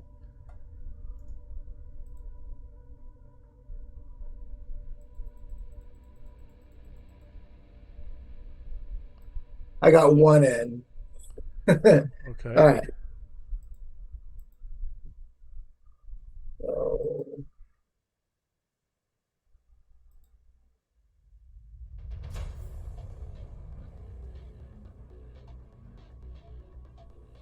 $18 damage, force damage, and so I'm aiming. I was aiming for the back of his knee, of his other leg, so that way he could try. My idea is just to kind of get him off balance while at the same time trying to damage it. Okay. That works. And it's like the other leg is off balance, and you can tell that its leg is kind of pushing down, and it's basically trying to pull that leg out, so it looks like it's about to jump again on its next turn. Bo is a machina. Alrighty, you kind of hinted at things, so I'm going to try to cast Magic Missile at 4th level. And that does force damage, right? Yep. Yep. Machina rolls off his back, stands up, casts Magic Missile. What does your Magic Missile look like for Machina? So, kind of like an Iron Man, like the little heat bullets from the first one, the little flares. Just start flares going off. And They at kinda 4th smoke level, that'll through. be 6 of those little magic missiles. So that'll be 12 plus 7, 8, 20. 29 points of force damage. All right. As it slam, boom, boom, boom, boom, boom, slamming into it. And then bonus action, force cannon. Ugh. For a 14 to hit. So that one don't quite do it. You're muted, Malcolm. I'm gonna touch my camera panning over to Bo, who's leaping off the ground. If mocking is done, what do you? I'm gonna try to hit the ground. I'm gonna recklessly do it with Great Weapon Master. The 22 to hit on the first one. Mm-hmm. It's gonna hit. Second one misses. So far, the ground's taking some decent damage, but it's. I do think this mini is so cute because look at his little feet. For 26 damage, 3 of which is force damage. All right. So it takes another 26. The floor like caves in a little bit more. The creature's kind of one of the other like feet slip through, but it pulls it out, boom, and steps and like gets his. So now there's another hole in the floor. It begins to sag more, but he's still going. That's me. All right. It tucks in his body and it jumps up, slams against the ceiling. Deck saves for all this time. Whatever you were planning on, if you have reactions for flight, because knowing the damage that it's going to do and knowing the damage you've done to the floor, you can all tell the floor is about to cave. You can see it coming as it's coming down and slamming. I get your hint. Featherfall. And you can do that as a reaction. Yes. Okay. Yep. And you can. And then how many people can? Everybody. Everybody. All right. And then, yeah, everybody. And then when it's my turn, I'll have to figure it out for myself. I still need deck saves from everyone. 16. Because this is not for the fall. This is for it doing its. Remember the +3. So actually, I can't do it to everyone. Actually, I can. 19. I have to choose. So I'm gonna 23. choose. I'm gonna choose Demetria, Tempe, and Amnon. 23. We're all just hugging, bracing for it. So they won't take the prone damage because they're gonna go through the feather fall, but they might take the. So it sounds like they do fail that. They take. So all the shrapnel bursting off the 19 walls. fails? 30 fails? Mocking it 30 no 30 will pass. It's a deck save of 25. It's not hitting me or Wow. It's not hitting. Yeah, it's not hitting you. You're good. There's no way I can make it. Now that it hits me. So you will take 31 points from the crushing leap of bludgeoning damage. Yoy. But as this happens, strangely, as the ground begins to blow away, it collapses under this thing. So now here's the thing: you can cast Featherfall, but here's the thing: what I'll ask you, Featherfall will work, of course, if you need it. But if you pass, if the floor is actually collapsing, so everyone else Machina still needs a deck save, and so does Bo. But here's the thing: if you pass this deck save, this is a different deck save. It's not as high. If you pass this, you can also choose to not Featherfall and just hold on, right? To to just the shrapnel. Or do you just want to go, or do you let the Featherfall take you down with the, that's up to you all. Basically this is a DC 15. Oh, that's save. a good point, because we're going to be down on the fucking floor with this tubby bitch. You can still pass because Featherfall just slows you down. We could be grabbing. It slows you down, so that you won't. Yeah. It's going to fall much faster. So it's going to slam there while you guys are taking your time to get down. But if you can hold on, or even save somebody on the way down, maybe you don't have to land all the way down there with it. All right, let's try and I'll try and hold on.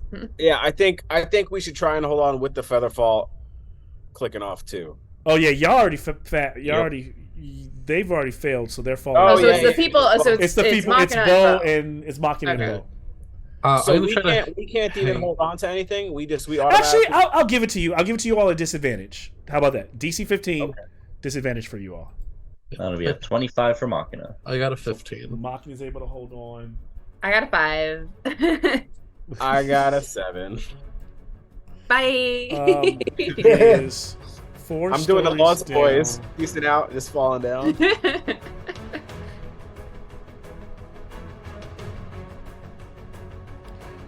Can I get need a random roll from some of you here? Not me. Actually, I'm actually gonna take a dex. Quick, Sean, do it. I'm gonna take a dex save from the creature at disadvantage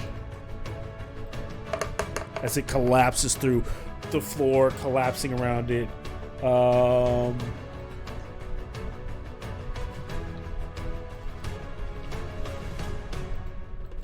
There's 4 floors, and then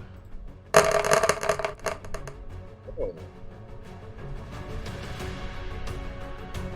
So as it falls, like Bo hoped, it ricochets, kind of cascading, slamming into the staircase, bouncing off. The staircase is spiral, so it's slamming into one, rolling off, slamming into the other, rolling off, slamming into the other. And as it's doing that, it's hitting those bookshelf and all those protected arcane.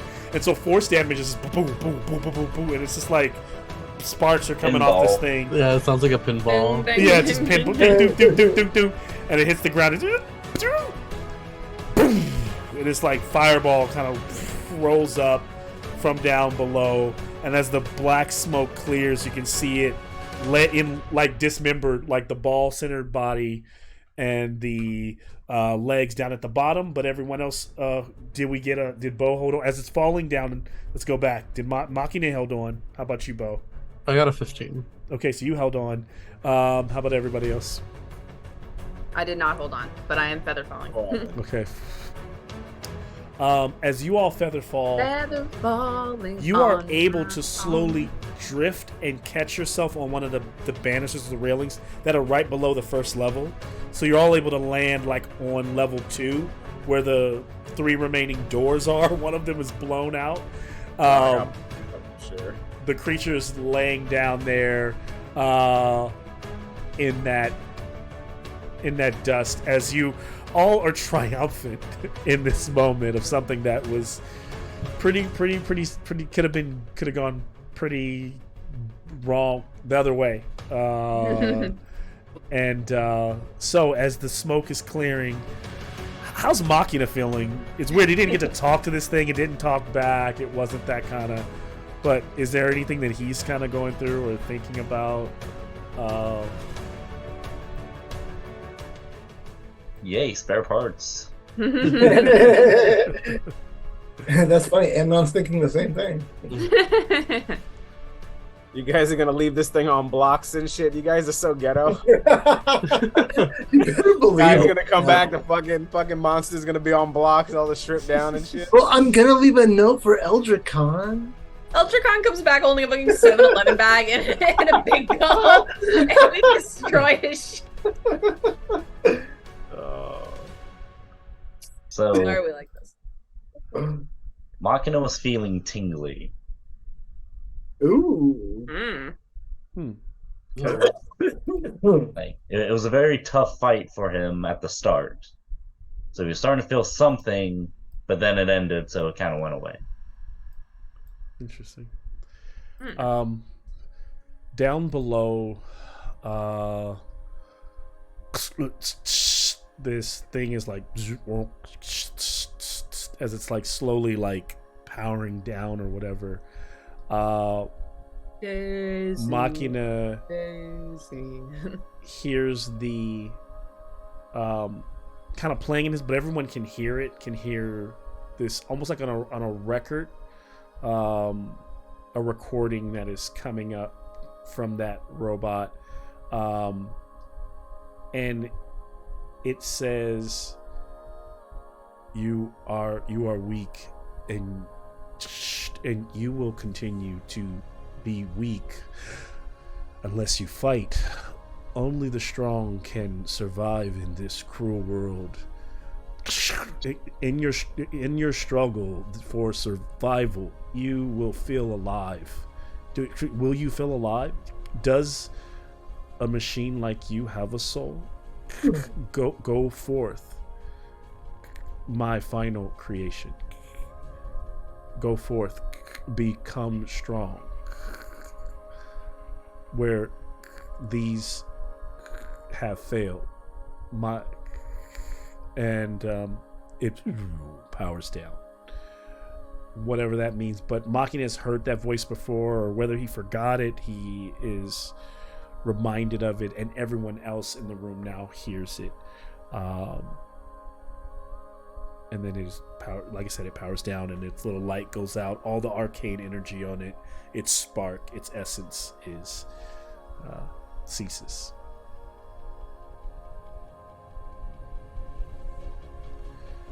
Can I have a perception check from Bo and Machina.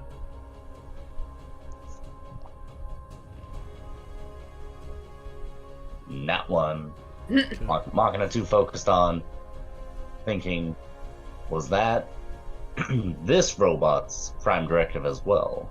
'Cause if it is, saying you are the final creation, now there's two, that doesn't make sense. What I think Machina understands is what Machina hears is the final part. Machina, that is being played. That's Machina's directive. He realizes that there were other versions before him, and those had all failed. And so the final one was Machina. The last one created was Machina. He intuitively understands that. Alright, so Tubbs over here was a stepping stone for greatness.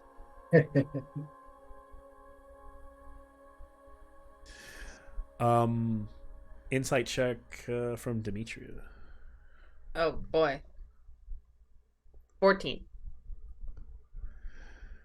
Suddenly there's the wind kind of ruffles by Demetria's ear. A familiar voice very calmly says,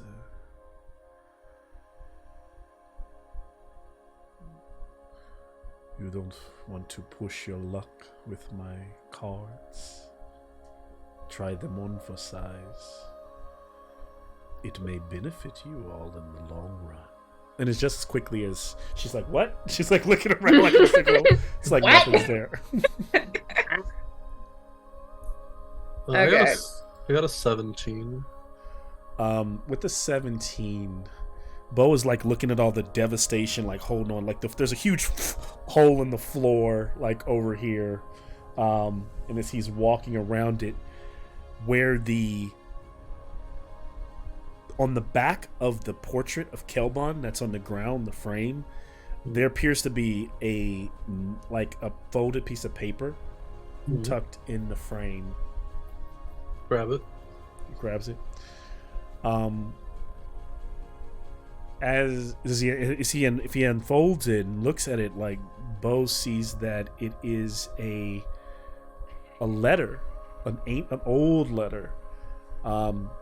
It says, "My dearest Laurel, with each passing day my heart yearns for your presence, and my thoughts are consumed by thoughts of our love. As the moonlight bathes the land, casting its ethereal glow upon our realm, I find myself entranced by the enchantment of your touch. I write you, my love, with the fervor of 1,000 fireball spells and the gentleness of a whispering breeze. It is you who kindles the flame within me, igniting a passion that burns brighter than any star in the night sky. I plan to move the Elf Gate portal from Evermeet into your chambers. This way I can visit you without leaving my station. Speak only Vuarm, and you may access my study when you please as well. May the magic of our connection endure, defying the passage of time and distance. Yours eternally, Kelbon." Silverhand. God. Saucy. Warm? Warm, yeah. All right, I would like to go downstairs and try to start stealing things. Save water. Bo's like, interesting. So like, wow, this is saucy. I'm gonna pocket it, and then I'm gonna. So as you're like trying to, so as you walking around going Vuarm, you get shocked by another 8 points of force damage. Oh, kill me! But you get blown back off of one of the walls. You slam into the door on the floor right below you, and you fly into what looks like a parlor. And in that parlor, it looks like a parlor that could have been, you see some things that were kind of decorated in Vajra stuff. But there's this there's this beautiful like oak made armoire that is in that room that kind of stands out. I'll look at it. I'll open it. And as you look at it, can I have a investigation check?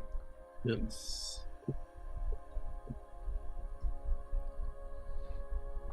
Fucking A. 5. Oh no. Oh, so it's He's the all one thing you do ugly. notice. What you can't is what languages do you read? Elvish and Sylvan. Okay, so that don't even really need to check then. You do notice that there are little inscriptions like carved into like the decorations that are elven, and you notice the word ever meet comes up several times in the words.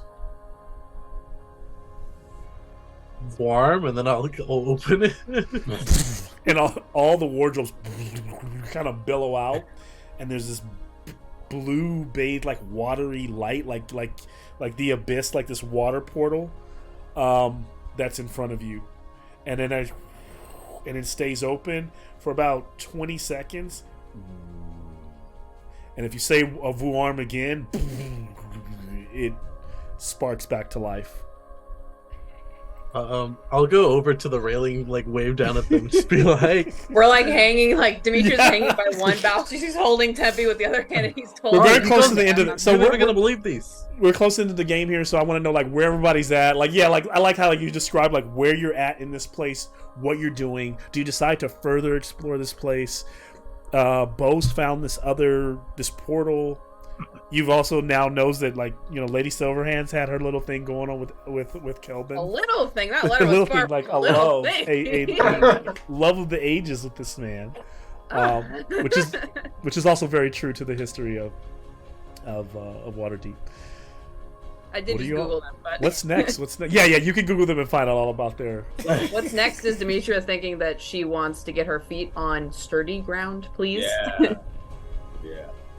As we feather fall slowly, we're like Yeah. swimming through the air trying to. So if you're on Featherfall, then you're like basically I said you landed on that second level. The staircase is still connected, so you could go down to the first level, and stand it. But in that first level, it's kind of like punched in from Yeah, the I'll go to- robot pieces. I You don't- can, it's I also still don't like trust that thing's not gonna heal. So yeah. get out of So, here. so basically, Machina. like where do they go from here? What do they do? What's Can we get out? Like, to the door you came in, or you there is no Yeah. door on. So where That's that what I'm hall saying, was, so we, it's like, not just there in any here. longer. we're in here now trying to. And now we're about to go out there. We're about to head through the secret Now- lever door. Here's what I'll Headed say. to Narnia. Who's down on the first level? Demetrius down on the first level. Anybody else down there? So Uh, Machina was gonna hey, grab the Can I have a I'm Demetrius? blueprints. Yes. Can if Bakim grabs those? Can I have a perception check or an advantage? I'll take investigation or perception from Demetrius since you guys are talking about trying to get out, and I'll take it You at do that. advantage because like Tempe was talking about it, so like a help action kind of deal. 13. Okay, so you do find that there is another V-like symbol carved on the inside. You could use that to get out the way you got in. The But hand's that would- still whole after. That's the thing is I'm gonna take a D100 to see if there's even if the hand is even. I think we around. have to I go don't- through the secret lever door. I think that's our it's way out. very unlikely. It's a very small chance that you can find the hand with everything having collapsed the way it has and stuff. That's D100. By the way, very cool. I'll say going into this tonight, this is where D&D works out because I didn't think about that. Even though I knew that there was a force spell around the entire place, it kind of seems like the perfect way to beat that bad guy. So that was all you all's creative doing. We all get Creative doing the inspiration? job there. Inspiration for everyone there. Yes. Yay! I rolled a 28 on the D100. Can't wait to Okay. never remember to use To that. never ever remember to use it. I ever. can't wait to use it immediately first thing next session on something that it doesn't need to be used for. You do not find the hand. It's probably somewhere crushed or beneath or mush at this Well, point. what did the new guy find? Let's go. So yeah, so I mean, you can maybe role play. Maybe Settle down. I imagine as you settle down, you all like arrive. The parlor, the upstairs parlor room, because it's literally it's separated. Remember, when you open those doors, they lead to these chambers that don't exist anywhere else. And in the parlor, you're standing there with Bo and this armoire, and there's tea on the table. That's where you're getting that tea smell from. And Bo, I imagine that you, unless you turn over to you, how you're sharing with them what you found, and we can kind of go from there. See what y'all are thinking. I probably would just read the letter and be like, y'all never gonna believe this. L'Oreal had a secret love life. I mean, we all immediately flash back to seeing her in hell and, with the vampire lady at the bar and with her. Yeah, new guy. It's not exactly news for us. What does the letter say? My dearest L'Oreal, and then also, and Demetra does the same thing I did. Demetra's like, Kilbon. why do I just keep finding evil ladies? Why can't I find someone like this? And there also was a scrying chamber upstairs that I did share with you all, but the room's all fucked. It's the room above the room, but that's if you guys want to use that. Oh, we could try to scry on people. Yeah, let's go scry. We could scry on some people, but mostly, can we take a short rest? What's it, 30 minutes to an hour? Can we take a short rest? Okay, so they're gonna do a short rest here before they do scrying and anything else. Going through the lever door, and because if that's going into Silverhand's study, right? That's what the door leads into. It goes from his study to her study. That puts us in the palace. Yes. Right. So that puts us in the palace. That gets us to Lenore. So rest up. Even though I don't like that Eldrekhan was not here. Unless we just squished him like a bug underneath. Fuck him. He was down there in the basement and we just dropped this. Just comes out of the restroom. It's just like, oh, fuck. He comes out, he's like, where's my pipe? Oh, fuck.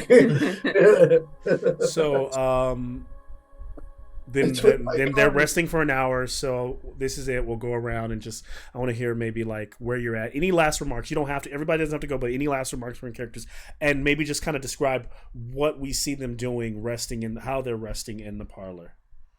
And then I'll close it out after that.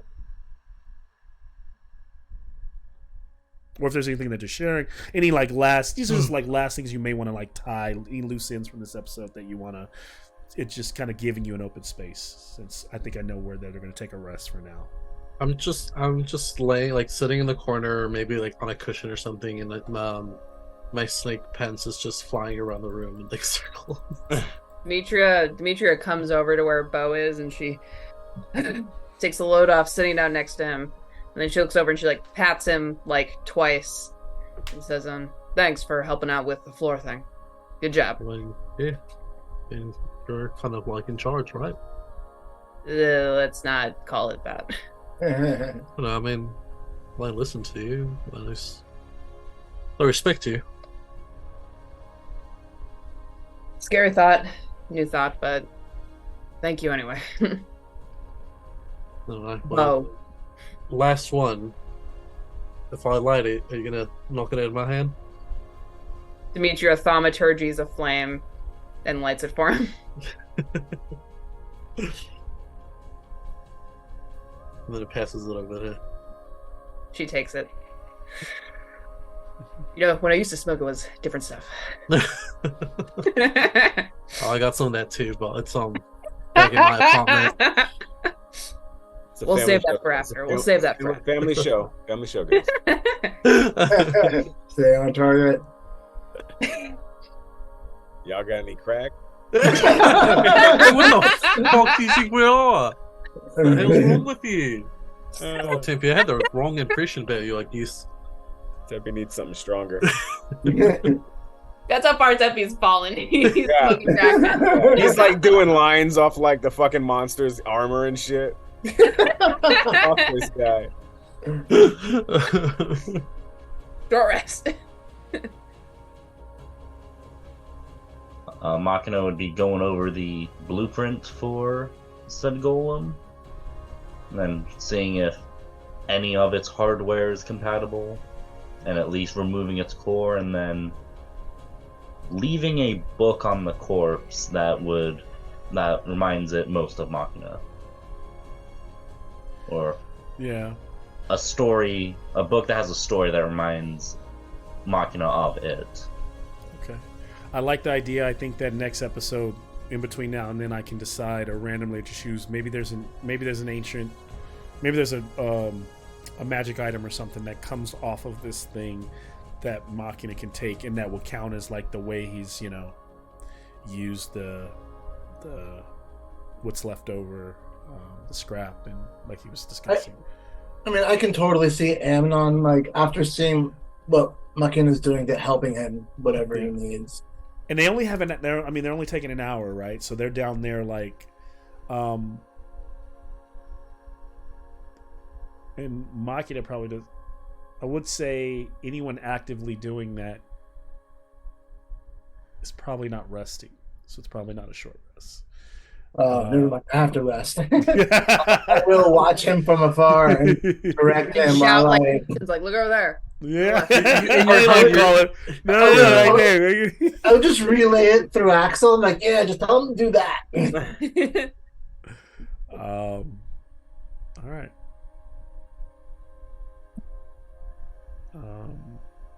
Perception check from everyone. Oh, damn it. Malcolm never lets us have a peaceful short rest. 23. For Malcolm, a short rest is just like the watching from his binoculars as like the animal. I rarely interrupt you guys' short rests. I usually ask for a perception check to see if something happens, but normally it's a random roll to see. But so 30-20 actually. 5. Demetria is daydreaming about what else she could possibly be smoking right now. Okay, 20 for Tempe. 23. Yeah. 23 for okay.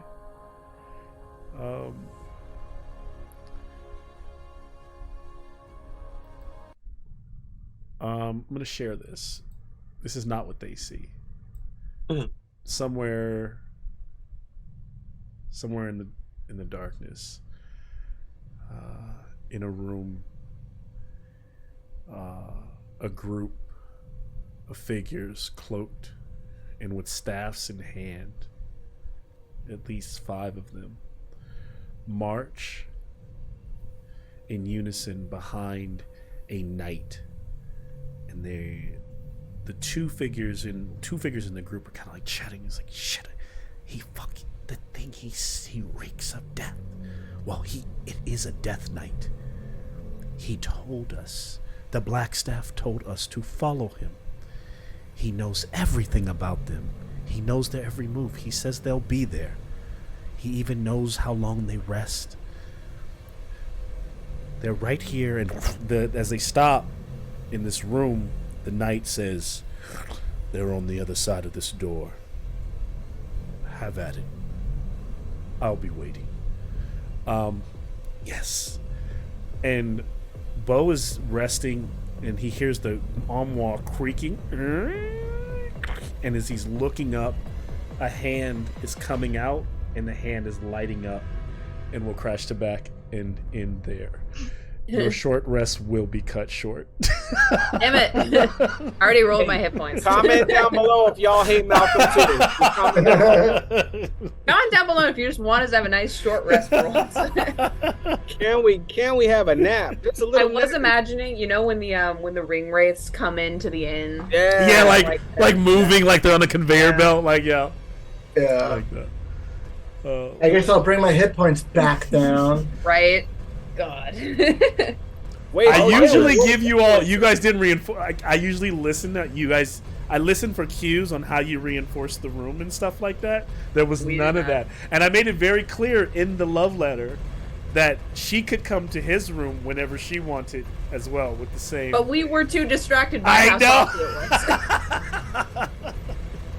It's us, Malcolm. Obviously, we were going to be distracted by how saucy that letter was. Easily distracted by it too. Don't worry, guys. 25 hit points is all I need.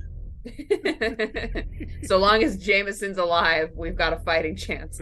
Oh man, what a good game, guys. There was a lot of stuff in this episode, and there's a lot to grab onto. There's a lot of shit. And Cheryl's got her deck now, so I don't know, that Yeah. I got the deck. I was of for sure that those were going to be played. I was like, we're gonna get like 3 cards. I tried to, because that's the thing is, I Cheryl want them so badly, and if it was Aramis, he would have been like immediately as soon as he picked up that deck. But Dimitri doesn't know.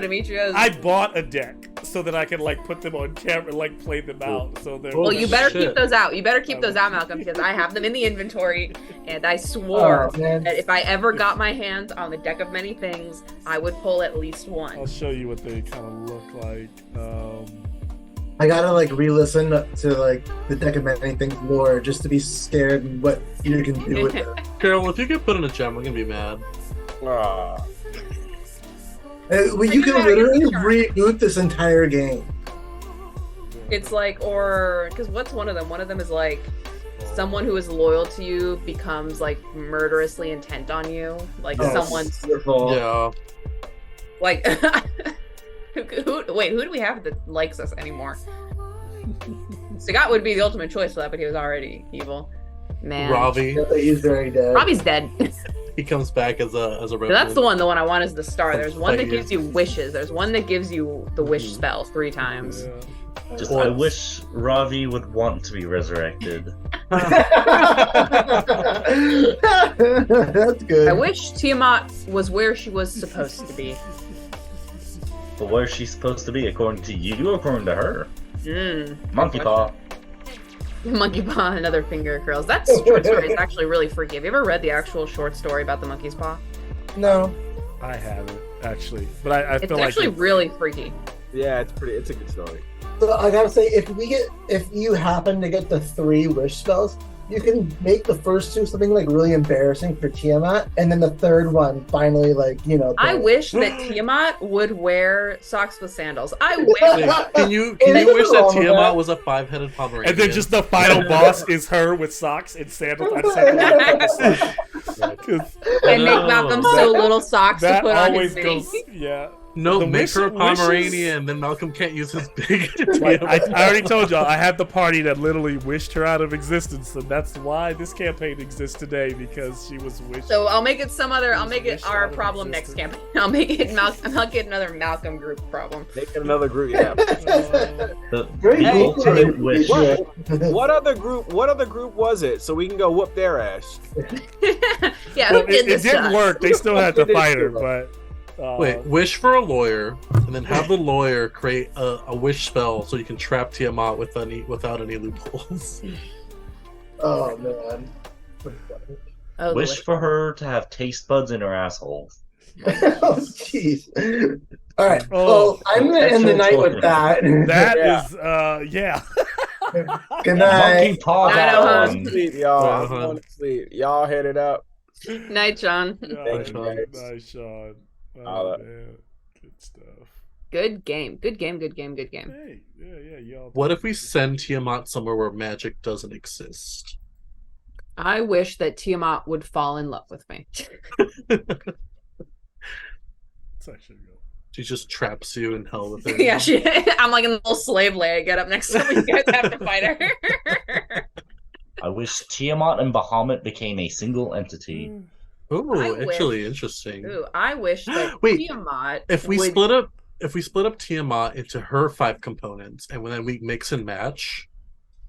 Yeah, because now Bahamut has 5 component pieces. Yeah. Split her up into each of the 5 heads. Get her 5 components. Yo, she just got turned to 5 dragons, and we're gonna have to deal with that shit. But what if the dragons disagree with each other? What if we let them fight it out? Like in Yu-Gi-Oh. I've never seen Yu-Gi-Oh. Oh my gosh! I wish Niv, Mizzet, Draco Lich will fight against Tiamat. Oh shit! I wish Tiamat. I wish that I was a 5-headed dragon. I wish that I was a 6-headed dragon. There's like a great Twilight Zone episode it's a monkey paw episode where the guy does the same thing where he wishes to be. At some point he's like all his wishes keep going wrong, and his second to last wish is to be to be that, to have the power. He's like, because I think the first time he wishes for $1 million, and then he gives a bunch of the money away, and then the government comes and to collect taxes, and he's like in tax debt. So then he's like, well, if I just can be all powerful, then I can make all the rules and stuff. And then he wishes that, and he's like shows up in this bunker, and there's war going on outside, and this guy comes in, and he's like, sir, here's the vial for you. And he's basically Hitler. He's Hitler at the end of the war because he wished to be controller of the state. And he's like, no. And so he uses his last wish to go back because he doesn't want to be Hitler. Doesn't want to. I have a wish. So it's like, do you want to? If we wish to be Tiamat, do you actually be Tiamat? Because that's the same. That's actually the same. That's 3 structure. That's the same as the short story about the monkey's paw. So this old couple gets the monkey's paw with 3 fingers. They make 2 wishes, and then they use the last one to undo the previous one. Basically, it's the same thing. I wish Tiamat and I had the same number of hit points. That's a good one. But what happens when Tiamat hits 0? Then I die, but we're saved. I do that. It's interesting. And then I pull the thing that puts me in a tower, and then I pull the card. So then you would you could literally just sacrifice yourself and then kill it. Yeah. I need to brush up on what the actual cards are. Yeah, I think you should wait and be surprised. Yeah. It's more fun that way, but if you go, I won't look it up. Then you'll know. But I'm gonna keep hold of these, Malcolm. You get ready. I'm gonna keep hold of these the same way I held on to those spell scrolls in Storm Kings. I'm gonna be they're there in my pocket. They're there in my little You pocket. also have spell scrolls now. Hey, I do. Let Machina get some of those spell scrolls. He can actually transcribe those into permanent spells. Yeah, you can have them. Wizard Yeah, you can have them. It was Find Steed, Arcane Hand, and Gaseous Form. Yep. Freely given. You can have them. Oh, Well, man. still gonna cost gold to transcribe them, but You want gold? I have some gold. How much gold do you need? It's like 50 each, right? it's How much 100 would it each. cost? It's 50 if Are of it's that off school. your domain. Yeah, school.